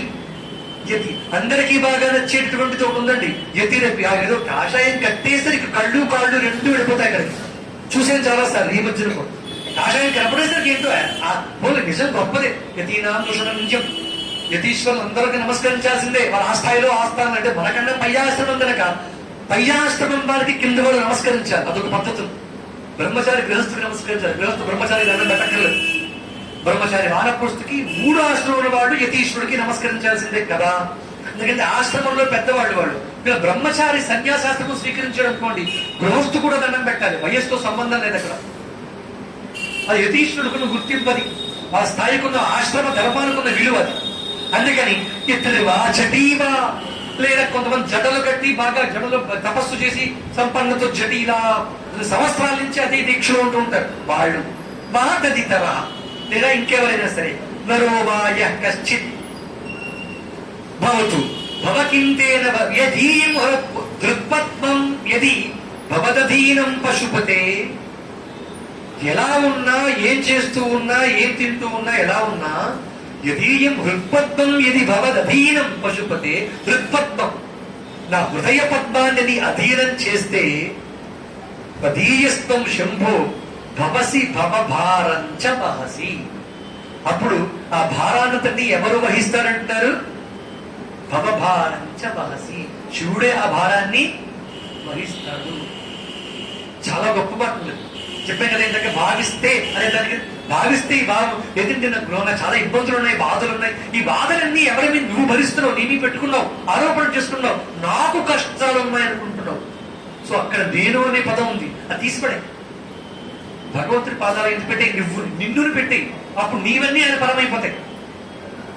ఒక సైన్ చేస్తే ఆస్తంతా గడిపోయినట్టుగా నువ్వు ఆయనకి సైన్ చేసి, అప్పుడు నీవన్నీ ఆయన అయిపోతాయి. సుఖాలంటావా ఆయన ఏం తీసుకోడు, కష్టాలంటావా తీసుకుంటాడు. ఆపద అపహర్తారం దాతారం సర్వసం. సుఖాలు ఇచ్చేవాడు, కష్టాలు పుచ్చుకునేవాడండి. ఏ మతంలో ఉందండి ఇలాంటి దైవం మనకి తప్ప? పైగా మనకి చెప్పకుండా పుట్టిపోతాడు, దొంగతనంగా తీసుకెళ్ళిపోతాడు. ఆపద అపహర్త. అపహర్త అంటే దొంగ. అది వస్తుంది తర్వాత శ్లోకంలో. దొంగ శివుని దొంగగా చూపించింది. ఇక మంచి దొంగ, చాలా గొప్ప దొంగ. దొంగగా ఎంత ఒక రుద్రాధ్యాయంలో అధ్యాయం అంతా ఉందండి దొంగ గురించి. దొంగలో వివిధ విధాల దొంగలు. అందులో అందరికీ పెద్ద దొంగ ఈశ్వరుడు అండి. ఆ పెద్ద దొంగ గురించి ఇప్పుడు శ్లోకం ఎదురంది వస్తుంది.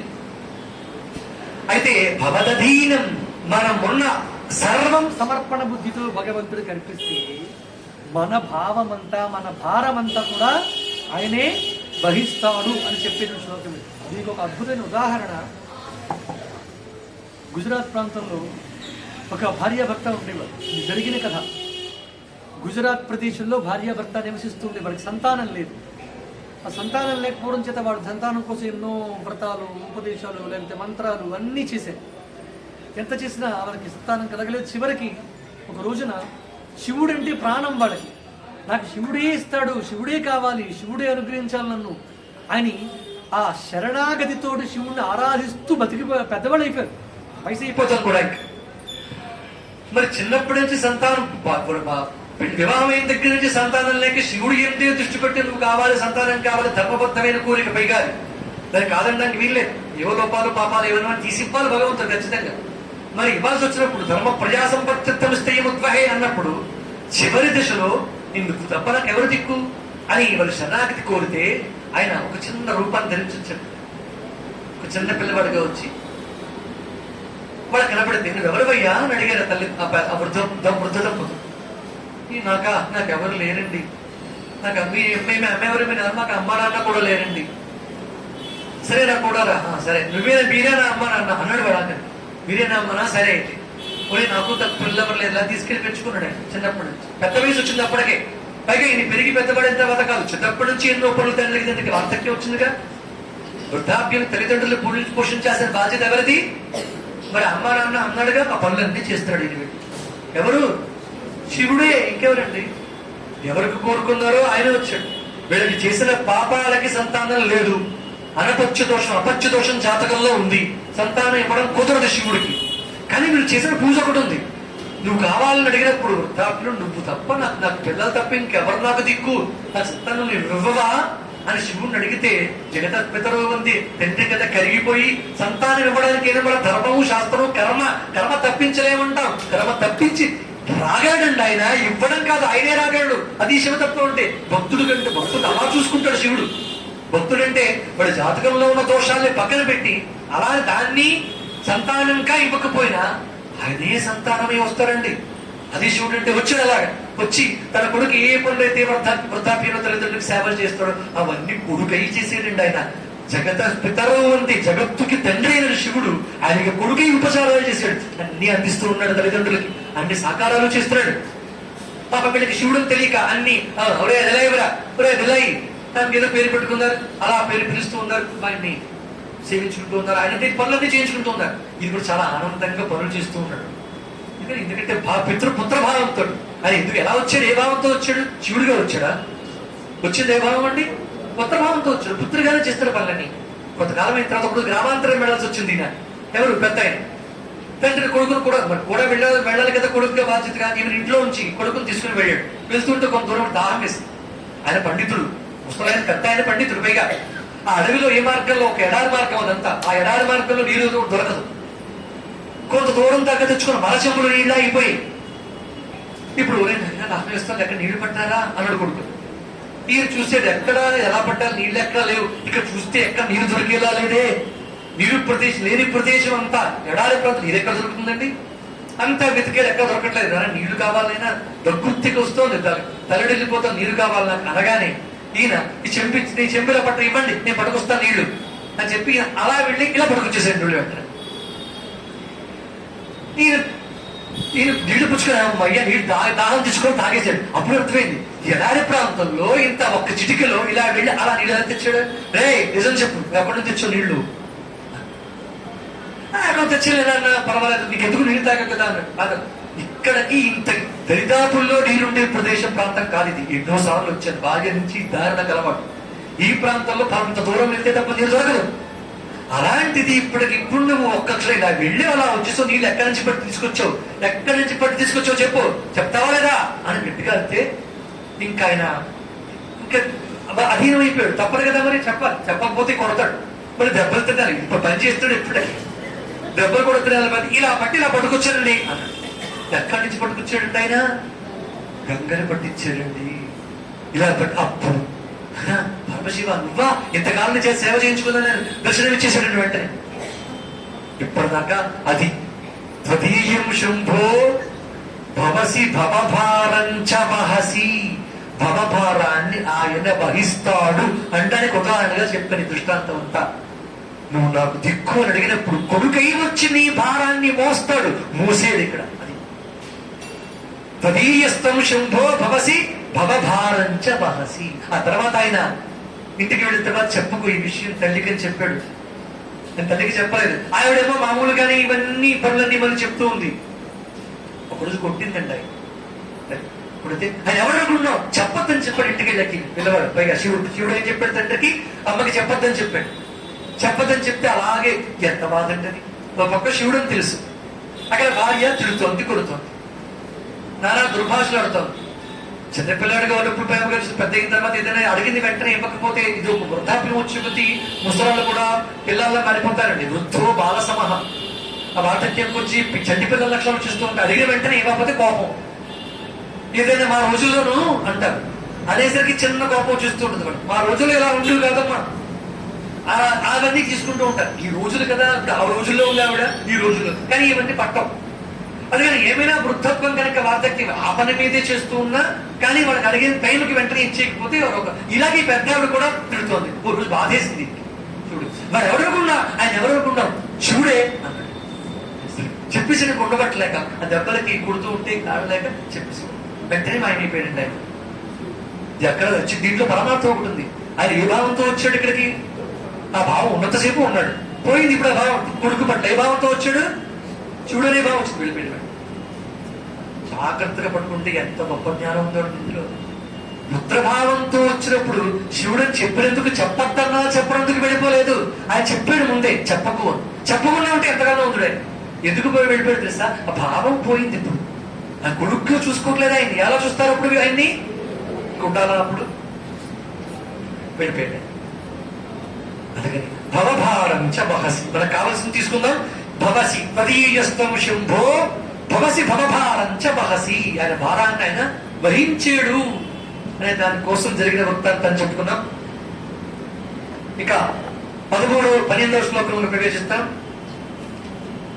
గుహాయాంగే వా బహిరపి వనే వా దృశిఖరే జలే వా వన్నౌ వా వసతు వసతే కిం వద ఫలం సదా యస్మైవాంతఃకరణమపి శుభో శంభో పత్తమ పదే స్థితం చేద్యోగోసౌ సచ పరమయోగి సచ సుఖీ సచ పరమయోగి సచ సుఖీ. కొండల్లో, గుహల్లో, అగ్నిహోత్ర మధ్యలో రకరకాల పర్వతాలపై నివాసం ఏర్పాటు చేసుకుని నీటిలో నిలిచిపోవడం, ఇవన్నిటికంటే ఈశ్వర పాద పద్మంపై అర్చించడం, నిర్మలమైన అంతఃకరణాన్ని భగవంతుడు సమర్పించడం చాలా గొప్పది అనే దాన్ని శంకరులు శ్లోకంలో చెప్తారు. గుహాయాంగేహేవా, కొండలో కొందరు యోగుడు తపస్సుల పేరు చెప్పి ఎక్కడెక్కడో గుహల్లో, అరణ్యాల్లో కూర్చుంటూ ఉంటారు. గుహాయాం అంటే అలాంటి గుహల్లో వాటిలో. కొందరు గేహే, గేహే అంటే ఇంట్లోనే కూర్చుని ఏవో తపస్సులు చేస్తూ ఉంటారు, జపాలు చేస్తూ ఉంటారు. వాళ్ళు తిప్పుతూ ఉంటారు ఇలా. వాళ్ళ దృష్టి ఎక్కడ ఉంటుందో చెప్పరండి. ఆ మణి పోసి ఎప్పుడు వచ్చేస్తుందా అని చూస్తూ ఉంటారు. మధ్యలో చూసుకుంటూ ఉంటారు వాడు ఎత్తి. ఒక్కోసారి అమ్మయ్యా చాలు, ఇప్పుడు దృష్టి ఎక్కడుంది? కోసమే శివుడి మీద లేదు.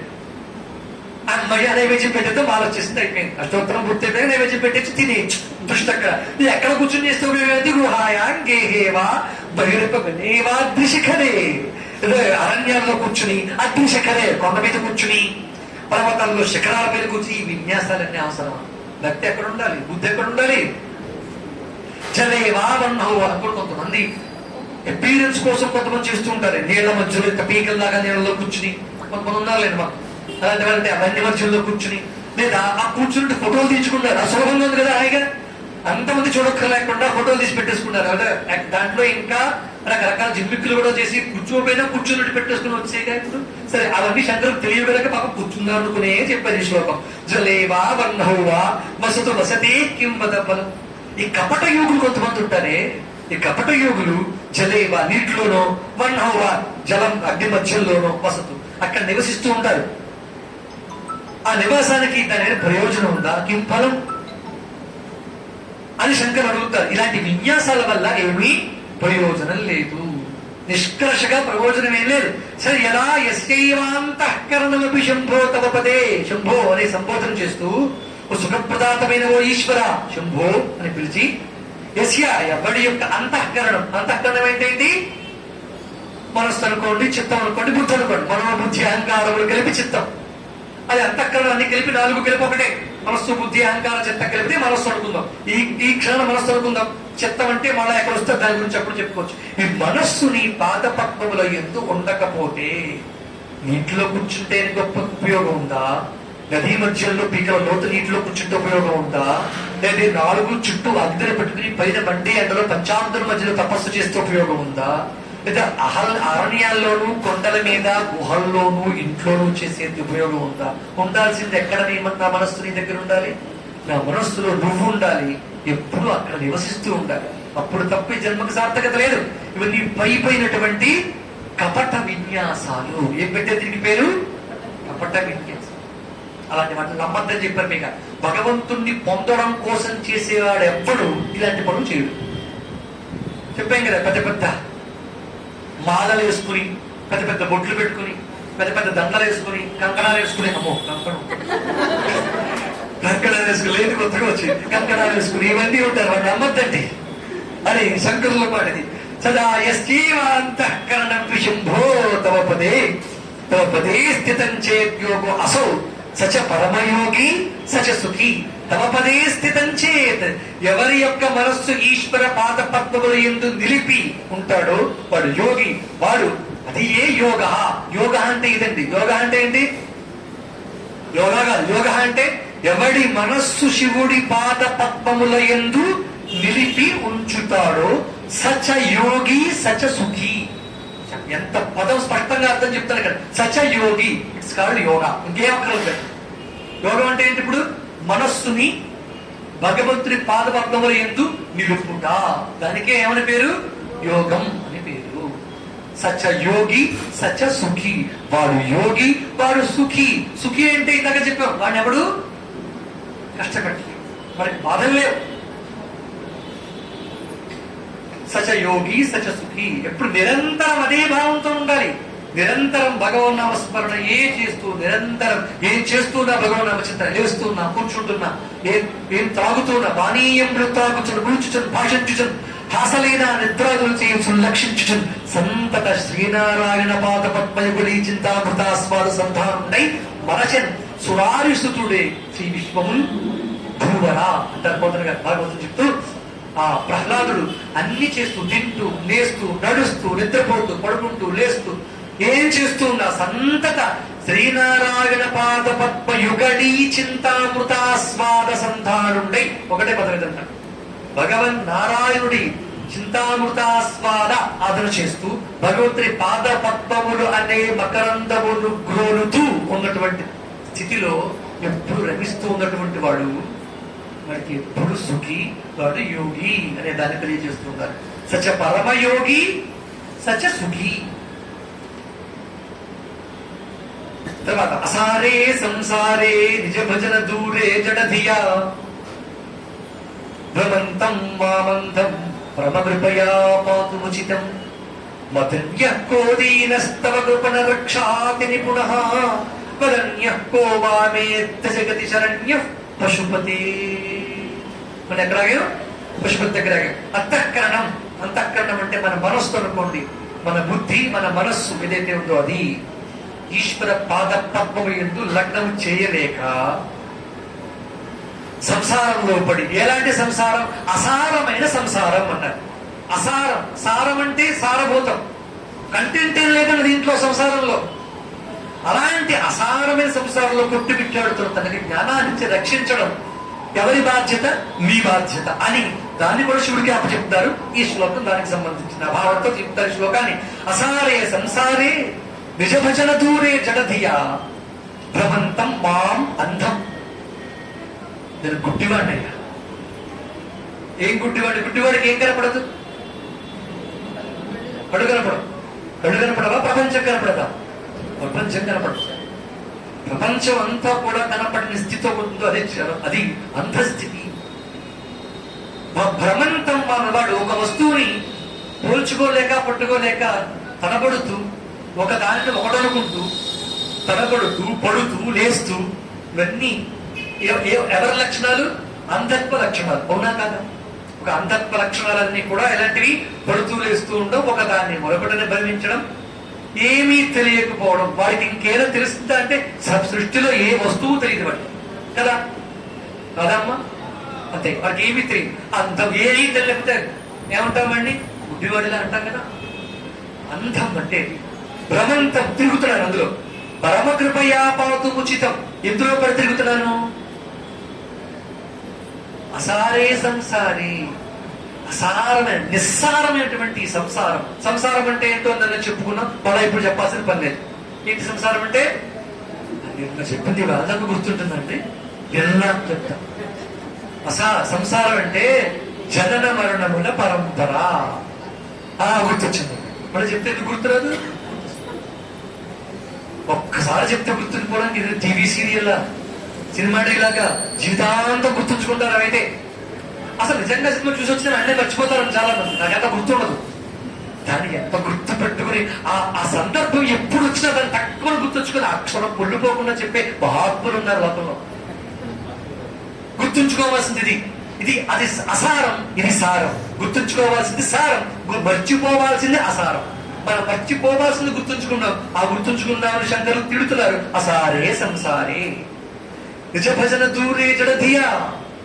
అలా నీ భజనకు దూరమై ఈ సంసారం అనే చక్రంలో భ్రమంతం గుడ్డివారిని తిరుగుతూ ఉన్న నన్ను రక్షించాల్సిన బాధ్యత నీదే. పాత ఉచితం. నన్ను రక్షించాల్సిన అవసరం నీకు ఉంది. ఎందుకంటావా? మదన్యక్కో దీన. నాకన్నా దీనుడు ఎవడున్నాడయ్యా?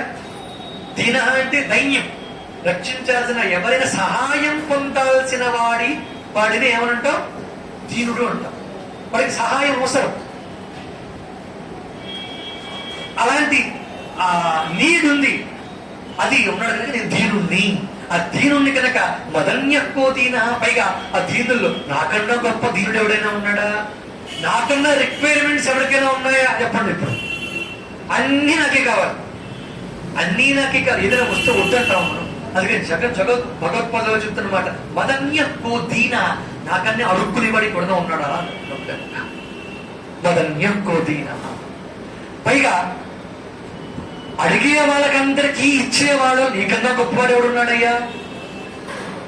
ఏదడిగినా ఇచ్చే వాళ్ళల్లో నువ్వు చాలా గొప్పవాడి. మదన్యక్కో దీన తవ కృపణ రక్షాతి నిపుణ. అడిగితే అన్ని ఇచ్చేవాళ్ళు కొంతమంది ఉంటారు, దేవతలు. పైగా వాళ్ళు అన్ని ఇవ్వగలరు, అన్ని ఇస్తారు, కానీ కొన్ని ఇవ్వలేరు. ఏంటో కొన్నిట్లో ఒక్కడి మోక్షం ఇవ్వలేదు. దేవతలు ఇందాక చెప్పానే, దేవతలందరూ ఆయా కోరికలు తీరుస్తారని. ఆ దేవతలు మీరు ఇల్లు అడగండి ఇస్తారు, పెళ్లి అడగండి ఇస్తారు, పిల్లలు అడగండి ఇస్తారు, మోక్షం అడగండి పొమ్మంటారు. వాళ్ళకే లేదు, మీకు ఎక్కడ ఇస్తారు? వాళ్ళు కూడా క్షీణే పుణ్య వచ్చి విశంతి. వాళ్ళకే మోక్షం లేదు. వాళ్ళు ఆయన కోసం తపస్సు చేస్తుంది. అందుకనే దేవతగా పుట్టి కూడా శివుణ్ణి తపస్సు చేస్తుంది. అందుకని దేనికోసం? మోక్షం కోసం. మరి మీకెలా ఇస్తారు? అది అడిగారు అనుకోండి, నాకేది లేదయ్యా, నీకెక్కడ ఇవ్వగలను అని చెప్తారు. దేవతలు కూడా మోక్షాన్ని ఇవ్వలేరు, కానీ వాళ్ళు ఇవ్వలేదు కూడా నీవు ఇవ్వగలవు. అందుకని ఉత్తమ కృపణ రక్షాతి నిపుణ. ఒక్క మాట అన్నారు. ఏమన్నారు? అన్ని ఇచ్చే దేవతల కన్నా ఇంకో పైపెట్టి ఎక్కువ ఇవ్వగలదు. అందుకని నీకు బాధ్యత ఉంది. ఎందుకు ఆ బాధ్యత? నాకు ఏం లేదు కనుక, నేను దీనుణ్ణి కనుక, నువ్వు ఇవ్వగలిగేవాడు కనుక, ఇవ్వగలిగేవాడు గొప్పవాడు కనుక. ఇంతకన్నా క్వాలిఫికేషన్స్ ఏ ఉండాలయ్యా నీకు? ఇచ్చేవాడికి ఎంతకన్నా క్వాలిఫికేషన్స్ ఏ ఉండాలయ్యా? అడుక్కునే నాకు. బాగుంది కదా మీ దేవుడు? చాలా అడిగినవన్నీ ఇవ్వడం, ఇచ్చే అన్ని అడుక్కునేవాడు ఒకడు, అడిగినవన్నీ ఇచ్చేవాడు మరొకడు. హాయిగా ఉంది. ఇప్పుడు అది నేను మొదటిది నేను, రెండో వాడు నువ్వు. అయిపోయింది హాయిగా. తదన్యకోవామే త్యజగతి శరణ్య పశుపతే. నువ్వు కాదన్నావా? నాకు 3 లోకాలు దిక్కవడయ్యా. ఇది వదుడు. తదన్యకోవామే త్రిజగతి. 3 లోకాలు తిరిగిన శరణ్య కా శరణ్య మే. నాకు కాశరణ్య త్వదన్య. నువ్వు కాదంటే నిన్ను మించిన వాళ్ళు ఎవరున్నారుగా ఇవ్వడానికి? ఓ పశుపతే. మళ్ళీ పశుపతే. పశుపతే కంటే అస్తమాటు అప్లై చేసేసుకోండి. మళ్ళా మొదటికి రాని. అది కూడా మర్చిపోతారా? అందుకని ఏ రోజు గౌరవ చెప్పుకున్నా పశుపతి. త్రిజగతి శరణ్య పశుపతే. అందుకని ఎన్ని పాపాలు చేస్తున్నా, ఎన్ని లోపాలు చేస్తున్నా, ఎన్ని దోషాలు చేస్తున్నా నన్ను రక్షించాల్సిన బాధ్యత నీదే. దీన్నే భగవద్గీత కృష్ణుడు చెప్తా, అపిచేత్సు దురాచారో భజతే మా అనన్య భాగ్. ఒక్క మాట అన్నాడండి. మరి అలా అడగం, కానీ ఇన్ని పాపాలు చేశానయ్యా నేను, ఇన్ని పాపాలు, ఎన్ని దోషాలు, లోపాలు చేసినా భజతే మాం అనన్య భాగ్. నన్ను అనన్యాశ్చింతయంతో మాం వేదన ప్రియుపాసతేలాగా నువ్వే దిక్కు అని చేసిన పాపములన్నీ వదిలిపెట్టి వాటిని పూర్తిగా తొలగించుకొని మరలా చేయక నువ్వే దిక్కు అని ఎవడంటాడో సాధురేవ సమంతవ్య సమ్యక్ యమసితో హిసహ. అలాంటి వాడు ఒక సద్బుద్ధి కలిగిన వాడితో సమానమే. వాడిని కూడా నేను స్వీకరిస్తాను చెప్పాడండి. వాడిని కూడా అనుగ్రహిస్తాను చెప్తాడు ఇక్కడ. అపిచేత్. ఏది అపిచేత్? సుదురాచార అపిచేత్. వాడు దురాచార సంపన్నుడు అయినప్పటికీ కూడా భజతే మాం అనన్య భాగ్. ఇది అండర్లైన్ చేయాల్సింది. ఏంటి? మాం, నన్ను, అనన్య భాగ్, అన్యము పట్టక తదేక చింతనతో భగవంతుడే నాకు కావాలి అని ఎవడు కూర్చుంటాడు. ఇప్పుడు చెప్పండి, కూర్చోందని గొడవలేదు మనకి. కూర్చుంటే ఆయన చూసుకుంటాడు. ఇందాక చూసుకున్నాడే మళ్ళీ చెప్తాడు. మా అనన్య భాగ్ సాధురేవా. ఏం మాట, ఎంత ధైర్యం ఇచ్చాడండి. ఏదో పాపాలు చేసే తెలుసు తెలియకో, తెలియకో చాలా సార్లు చేసుకున్నాం అందరూ. మరి మనకి సఖ్యత లేదా? మనకి మోక్షం లేదా? మనకి దారి లేదా? ఉంది. అది కూడా మనకి శుద్ధుడుగా సులభమే అని చెప్తున్న శ్లోకంలో. సాధురేవా, వాడు కూడా సాధువే. ఏమని? ఎప్పుడు సాధువు? మళ్ళా తప్పు చేయకుండా, మళ్ళా పాపం జోలికి వెళ్లకుండా ఎవడైతే నిర్ణేశ్వరుడు వెళతాడో వాడు కూడా సాధువే, వాడు కూడా సంత్. మనకి అభయం ఇచ్చారు. అందుకని అలాంటి వాడిని నేను నువ్వు కాదంటే నాకు దిక్కెవరయ్యా అని ఆయన ప్రార్థన చేశారు. 3 శ్లోకాలు పూర్తయ్యాయి. ఆఖరి శ్లోకం ఈ వాడిది మరొక శ్లోకం చెప్పుకొని పూర్తి చేద్దాం. ప్రభుత్వం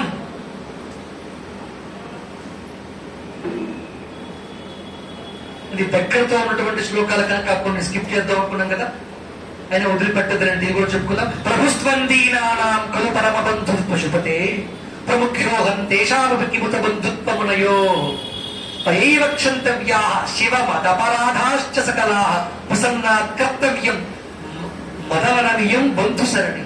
బాగుందండి, చాలా బాగుంది, మంచి శ్లోకం కదా. చూడండి, కష్టాల్లో ఉన్న వారిని ఆదుకునే వాళ్ళు అప్పుడు ఉంటారు. ఎవరు? వీళ్ళల్లో ఒక బంధు కష్టంలో ఉన్నానండి అనుకుని ఆదుకునే దానికి ఏముండాలి? ఒక బంధుత్వం ఉండాలి. మావాడేంటి అది బంధుత్వం అంటే కాదు, మనాడే కదా. లోకంలో చూస్తాం, మనాడే అంటే మనవాడే అంటే ఎవడనుకుంటారు? కులం కాస్తం అండి బంధుత్వం. ఈ బంధుత్వం ఉన్నప్పుడు బంధుత్వం అందుకోసం ఉంది. అసలు బంధుత్వం నిర్వచనం ఏంటి తెలుసా? తన బంధువు కష్టంలో ఉన్నప్పుడు ఆదుకోవాల్సిన బాధ్యత ఉన్న సంబంధానికి బంధుత్వం అని పేరు. కానీ ఇప్పుడు అలా ఆదుకుంటారు, బంధుత్వాలన్నీ పోయి కష్టాల్లోకి నెట్టేస్తారు. పైగా దగ్గర బంధాలు కూడా అర్థం చేసుకోవాల్సిన స్థానంలో ఉండేవాళ్ళు, దగ్గర బంధుత్వంలో ఉండేవాళ్ళు, కన్న తల్లిదండ్రులు, కన్న పిల్లలు కూడా బంధుత్వం దూరం అయిపోతూ ఉన్నాయి. బంధుత్వకి నిర్వచనం కష్టాల్లో ఉన్నప్పుడు ఆదుకోవడం, కొన్ని కష్టాలు తెచ్చిపెట్టడం కాదు. పైగా బంధుత్వం కనుక అలా లేకపోయి ఇప్పుడు లోకంలో బంధుత్వ రీతి ఏంటో తెలుసా? మనం బాగుపడితే చూడలేరు, మనం పాడైపోతే మనం చూడరు. అర్థమవుతుందా? మనం కష్టాల్లో ఉంటే మనల్ని పట్టించుకోరు, మనం చూడరు. మనం బాగున్నామా చూడలేరు. ఇదండి బంధుత్వానికి ఇప్పటి నిర్వచనం. కానీ అలా చెప్పలేదు. శివ నీకు నాకు బంధుత్వం ఉంది. ఏంటో బంధుత్వం? ఈ బంధుత్వం చెప్తా చూడండి. ప్రభుత్వం దీనానం, నువ్వు దీతులకు ప్రభువి. కలు పరమబంధ పశుపతే, పరమ బంధువులు కదా, అందుకని నీకు పేరు దీన బంధువులకు నీకు పేరు. దీనుల పాట బంధువు కనుక నీకు ఏమని పేరు? దీన బంధువుని పేరు. ప్రముఖోహం తేషామపి, నేను అలాంటి దీనులలో చాలా ప్రముఖ స్థానం నాకు. ఎందులో? దీనులు. బాగుంది, శివుడు దీనులుగా ప్రభావం ఉన్నప్పుడు దీనుడుగా ఉండడం కూడా చాలా గొప్ప. ఇది చాలా అహంకారం అరగొట్టడం ఇదే. నాకు ఇది ఉంది, నాకు అది ఉంది, నాకు ఎంత ఉంది, నాకు ఎవరు ఉంది, నాకు పొంగుంది, నా డబ్బు ఉంది, ధనం, ఇవన్నీ అరగతీయడం. అహంకారం అరిగితే తప్ప ఆధ్యాత్మిక సిద్ధించదు. గుర్తుపెట్టుకోండి, అహంకారం అరిగితేనే ఆధ్యాత్మికత సిద్ధించదు. మరి అరగదీస్తారు ఒక్కొక్క శ్లోకంలో. నేను దీనుణ్ణి ప్రముఖోహం తేషాం, వాళ్ళలో ప్రముఖుణ్ణి నేను. ఏంటి? దీనుల్లో ప్రముఖుణ్ణి నేను. పైగా మరి నువ్వు కూడా దీనబంధువు కదా. నేను ప్రముఖమైన దీనుణ్ణి, నువ్వు దీనబంధువు అనే బిరుదు నీకు ఎలాగో ఉంది. మరి ఇప్పుడు మనకి ఇద్దరికి బంధుత్వం ఉన్నట్టా కదా. దీనబంధువు మా బంధువే నువ్వు, అందుకే నువ్వు నన్ను కాపాడాల్సిందే. బంధుత్వం ఎందుకుంది? కష్టాల్లో ఉన్నవాడిని కాపాడడం కోసం బంధుత్వాన్ని ముందే చెప్పాడుగా. అందుకని పైయక్షంతవ్యా శివ మదపరాధాశ్చ సకల, నా పాపాలున్న దోషాలన్నీ కూడా మదపరాధాశ్చ సకల క్షంతవ్యా, నా దోషాలన్నీ పక్కన పెట్టి నన్ను రక్షించాల్సిన బాధ్యత నా బంధువుగా నీకు ఉంది అని చెప్పారు. ప్రయత్న కర్తవ్యం. పైగా నువ్వే ప్రయత్నం చేసి నన్ను రక్షించాలి. ఎందుకంటే నాకు బంధువు కదా నువ్వు. మదవనమీయం బంధు సరణి. ఎందుకో తెలుసా? మన బంధుత్వం ఇది. నీకు నాకున్న బంధుత్వం కనుక దీన్ని నువ్వు నన్ను ఆ బంధు సరణి అందుచేత నువ్వు నన్ను రక్షించాలి అని చెప్పి ఉపేక్షానోచేతి హరసి భవధ్యాన విముఖాం దురాశా భూయిష్ఠాం విధిలపి మశక్తో ఇది భవాన్ శిరస్తద్వైధాత్రం నవకలు సువృత్తం పుషుపతే కథవ్వా నిర్యత్నం కరణక ముఖేనైవ దురితం. భగవంతుడు శివుడు తను ఉపేక్షిస్తున్నాడేమో, నన్ను రక్షించట్లేదేమో, నన్ను వదిలిపెడుతున్నాడేమో అని అందుకుంటూ ఈశ్వరుని తలుచుకుంటూ ఉంటే నా నుదిట రాసిన బ్రహ్మ రాత మార్చగలదు కదా ఆయన. అది శంకరులు చెప్పిన మార్చగలరు కదా ఆయన. ఎందుకు మార్చట్లేదు? సర్వకాల సమర్థుడని, ఆయన అన్ని ఘటనా సమర్థుడు కదా శివుడు అంటే. మరి నా రాత బ్రహ్మ రాస్తే ఆయన తీసేయగలరు కదా దాన్ని, ఎందుకు ఉపేక్షిస్తున్నాడు అంటూ చెప్పిన శ్లోకం ఇది. ఉపేక్షాలోచేత్కి, ఓ పశుపతే నీకు నా ఉపేక్ష భావన లేనట్టయితే, నా ధ్యానందు వైముఖ్యం కలిగినట్టయితే, అంటే ఏమంటారంటే నువ్వు నాకు బ్రహ్మ ఏదో రాత రాశాడు, దైత్యం రాశాడు నాకు, దీనత్వం రాశాడు, కష్టాలు రాశాడు. నువ్వు తీసేయచ్చు కదా. ఎందుకు తీసేయాలి అంటే నువ్వు బ్రహ్మ రాసిన దాన్ని కూడా మార్చేయగలవు. దురాశాభూయిష్టాం విదలిపిమశక్తో విధి భవ. ఒకవేళ బ్రహ్మ ఏదైనా నా చేత నా నుదుటి తప్పు దోషాలు పాపాలు రాస్తే శిరస్తద్వైధాత్రం ననకలు సువృత్తం పశుపతే. ఒకప్పుడు ఒక్క దృష్టి, ఒక్క కంటి చూపు తప్పుగా చూసాడని ఆయన శిరస్సు కోటితో తెప్పిసేవే నువ్వు కనుకప్పుడు. బ్రహ్మ శిరస్సును కూడా శిరస్తద్వైధాత్రం నఖలు సువృత్తం పశుపతే కరనఖముఖైనైవలుమితం. శిరస్తద్వైధాత్రం సువృత్తం పశుపతే ఖలు. నువ్వు ఆయన శిరస్సుని కోటితో తెప్పేసావు కదా. కరనఖ సువృత్తం నఖ వైధాత్రం. విధాత్రం అంటే విధాత అంటే బ్రహ్మ. బ్రహ్మగారి ఒక శిరస్సుని 5 శిరస్సులు ఉండేవారికి. 5 శిరస్సుల్లో ఒక చూపు దోషంగా ఉందని ఆయన శిరస్సు దుర్వేసేవు కదా నీ గోటితో. నువ్వు బ్రహ్మ శిరస్సే దుర్మాడగలవు. అలాంటిది నా శిరస్సు మీద రాసిన నుదిటి రాతని తుడవలేవా? ఒక్కసారి నా అడేవయ్యా, నా పాపం అంతా పోతుంది, ఎందుకు నన్ను ఉపేక్షిస్తున్నావంటే ఇది నీ రాతరా అని కదా. మరి నా రాతను కూడా తుడిచేయగలవు కదయ్యా. అది బ్రహ్మరాతయ్యా నేను తొడవలేను అంటావేమో. బ్రహ్మ శిరస్సే మొక్కలు చేసేసావు, బ్రహ్మ రాత తొడవడం నీకు పెద్ద కష్టమా? ఎంత ఇలా అడిగితే ఏ శివుడు కరుణించడండి. ఎంత భక్తులకు ఎక్కడికి తీసుకెళ్ళిపోతాడో మనల్ని. ఎక్కడ శివుడు అడిగే మాటకు అడ్డు పెట్టకుండా సమాధానం చెప్పేస్తారు శంకర్. నీ రాతయ్యా అంటావా అంటే నా రాతను తొడవగలుగుగా నువ్వు. అది కూడా చెప్పారు మళ్ళా. చేస్త వైదార్థం నకలు సువృత్తం పుషుపతే కదంబా నిర్యత్నం. మరి ఎందుకు చెయ్యం? నిలదీస్తారు శంకర్. ఆయన అనుగ్రహం ఉంటే, శివానుగ్రహంతో ఉంటే అన్ని మార్పులు. నీ అనుగ్రహంతో కనుక నీ కంటి చూపు కనుక పడిందంటే అన్ని అనుకూలమైపోతాయి. నువ్వు ఇంత పాపాలన్నీ కూడా పుణ్యాలైపోతాయి. ఎందుకంటే నీ చూపు అమంగళాన్ని కూడా మంగళం చేయగలదు కనుక. కానీ దృష్టి అటువంటిది. ఒకసారి నన్ను చూడు. పవి పుష్పం బగు అగ్ని మంచగు నకూపారంబగు భూమి స్థలంబగు శత్రు ప్రతిమిత్రుడు విషము దివ్యాహారము నిన్నగా అవనీ మండలి లోపలను శివ శివేత్యాభాషణోల్లాసికి. శివ నీ నామము సర్వవశ్యకరమవు శ్రీకాళహస్తీశ్వర దర్శుడు. శివ శివ అంటూ నీ నామం ఎవరైతే చెప్తారో వాడికి సర్వవశ్యకము కదా. అలా నీ నామం స్మరించే వాడికి పవి పుష్పం బగు. పవి అంటే వజ్రం. వజ్ర కాఠిన్యమైన వజ్రం పుష్పంగా మృదువుగా అయిపోతుంది. అగ్ని మంచం, అగ్ని దగ్గర దగ్ధం చేసే అగ్ని కూడా చల్లగా అయిపోతుంది నీ దృష్టి పడితే. అకూపారంగబ్బగు భూమి స్థలంబవు. అకూపం అంటే సముద్రము లాంటిది కూడా నేలైపోతుంది అయ్యా, గాలించిందిగా. విషము దివ్యహారము. విషము కూడా సులభంగా తినగలిగేటువంటి ఆహారంగా పరిణమిస్తుంది. శత్రువుడు అతిమిత్రుడు. శత్రువు కూడా నీ చూపు పడితే మిత్రుడైపోతాడు. దివ్యాహారము నిన్నగా. అసలు ఆలోచిస్తే శివ శివైత్యాభాషణోల్లాసికి. శివ శివ అని ఎప్పుడూ మాట్లాడటం అలవాటు చేస్తున్న వాడికి, నీ నామము అలవాటు చేస్తున్న వాడికి సర్వవశ్యకరము. అన్ని వశములే కదా. అన్ని పాపములు అన్ని దోషములు కూడా పవిత్రంగా మార్చేయగల శక్తి నీ నామములకు ఉంది కదా అంటూ తర్వాత శ్లోకంలో కూడా ఇలాంటి భావాన్ని చేస్తూ ఉంటారు. దాన్ని రేపటి రోజున తెలియజేస్తాం. విరించి దీర్ఘాన్ని భవతు. పోన్లే బ్రహ్మగారి మీకు పడ్డారు. ఈయన ఇప్పటి నుంచి ఇందాక బ్రహ్మగారిని అన్నారు. బ్రహ్మ మొక్కను నులివేసావు కదా, నలిపేసావు కదా అని. మళ్ళా తర్వాత చెప్పే 15వ శ్లోకం 16వ శ్లోకంలో బ్రహ్మగారి మీద ఎప్పుడు వస్తారు? బ్రహ్మ నాకేం భయం లేదు. ఎంత ధైర్యమో శివభక్తుడికి భయం ఎక్కడదండి.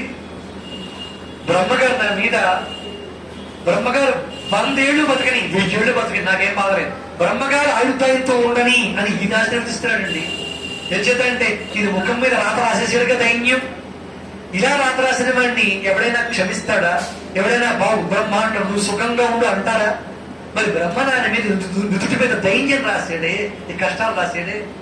మరి ఆయన నేను ఉండే నాకేం బాధ అనే దాన్ని ఎంత గొప్పగా చెప్తారో భవిష్యత్ తర్వాత శ్లోకంలో.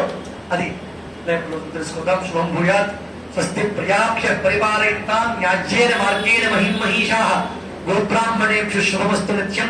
లోకాః సమస్తాః సుఖినో భవంతు. కాలే వర్షతు పర్జన్యః పృథివీ సస్యశాలినీ దేశోऽయం క్షోభరహితో బ్రాహ్మణాః సంతు నిర్భయాః పుత్రాః పుత్రిణః సంతు పౌత్రిణః అధనాః సధనాః సంతు జీవంతు శరదాం శతం. మంగళం కోసలేంద్రాయ మహనీయగుణాత్మనే చక్రవర్తి తనూజాయ సార్వభౌమాయ మంగళం. పరమేశ్వరార్పణమస్తు. శ్రీ విశ్వనాథ పాదారవిందార్పణమస్తు.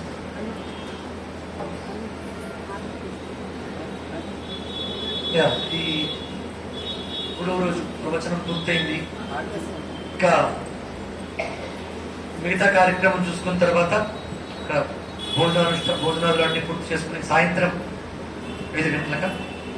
5 గంటలకల్లా అందరూ దశాశ్వమేధ స్థాన ఘట్టం దగ్గరికి వచ్చినట్టయితే 5 గంటలకైనా 5 సరిగ్గా 5 గంటలకల్లా అందరూ దశాశ్వమేధ స్థాన ఘట్టం అందరికీ తెలుసు కదా, పరిచయం అక్కర్లేదు, తప్పుకోవాల్సిన పని ఏమి ఇబ్బంది లేదు. ఇక నుంచి నేరుగా ఒకటే రోడ్డు దశాశ్వమేధ స్థాన ఘాట్కి వెళ్ళిపోవడం. అక్కడ 5 గంటలకల్లా సాయంత్రం ఉంటే మనం పడవలోంచి నదిలోంచి హారతి చూసే ఏర్పాట్లను మన సన్నాహకులు అందరూ చేసి ఉన్నారు, సిద్ధం చేసి వచ్చారు కనుక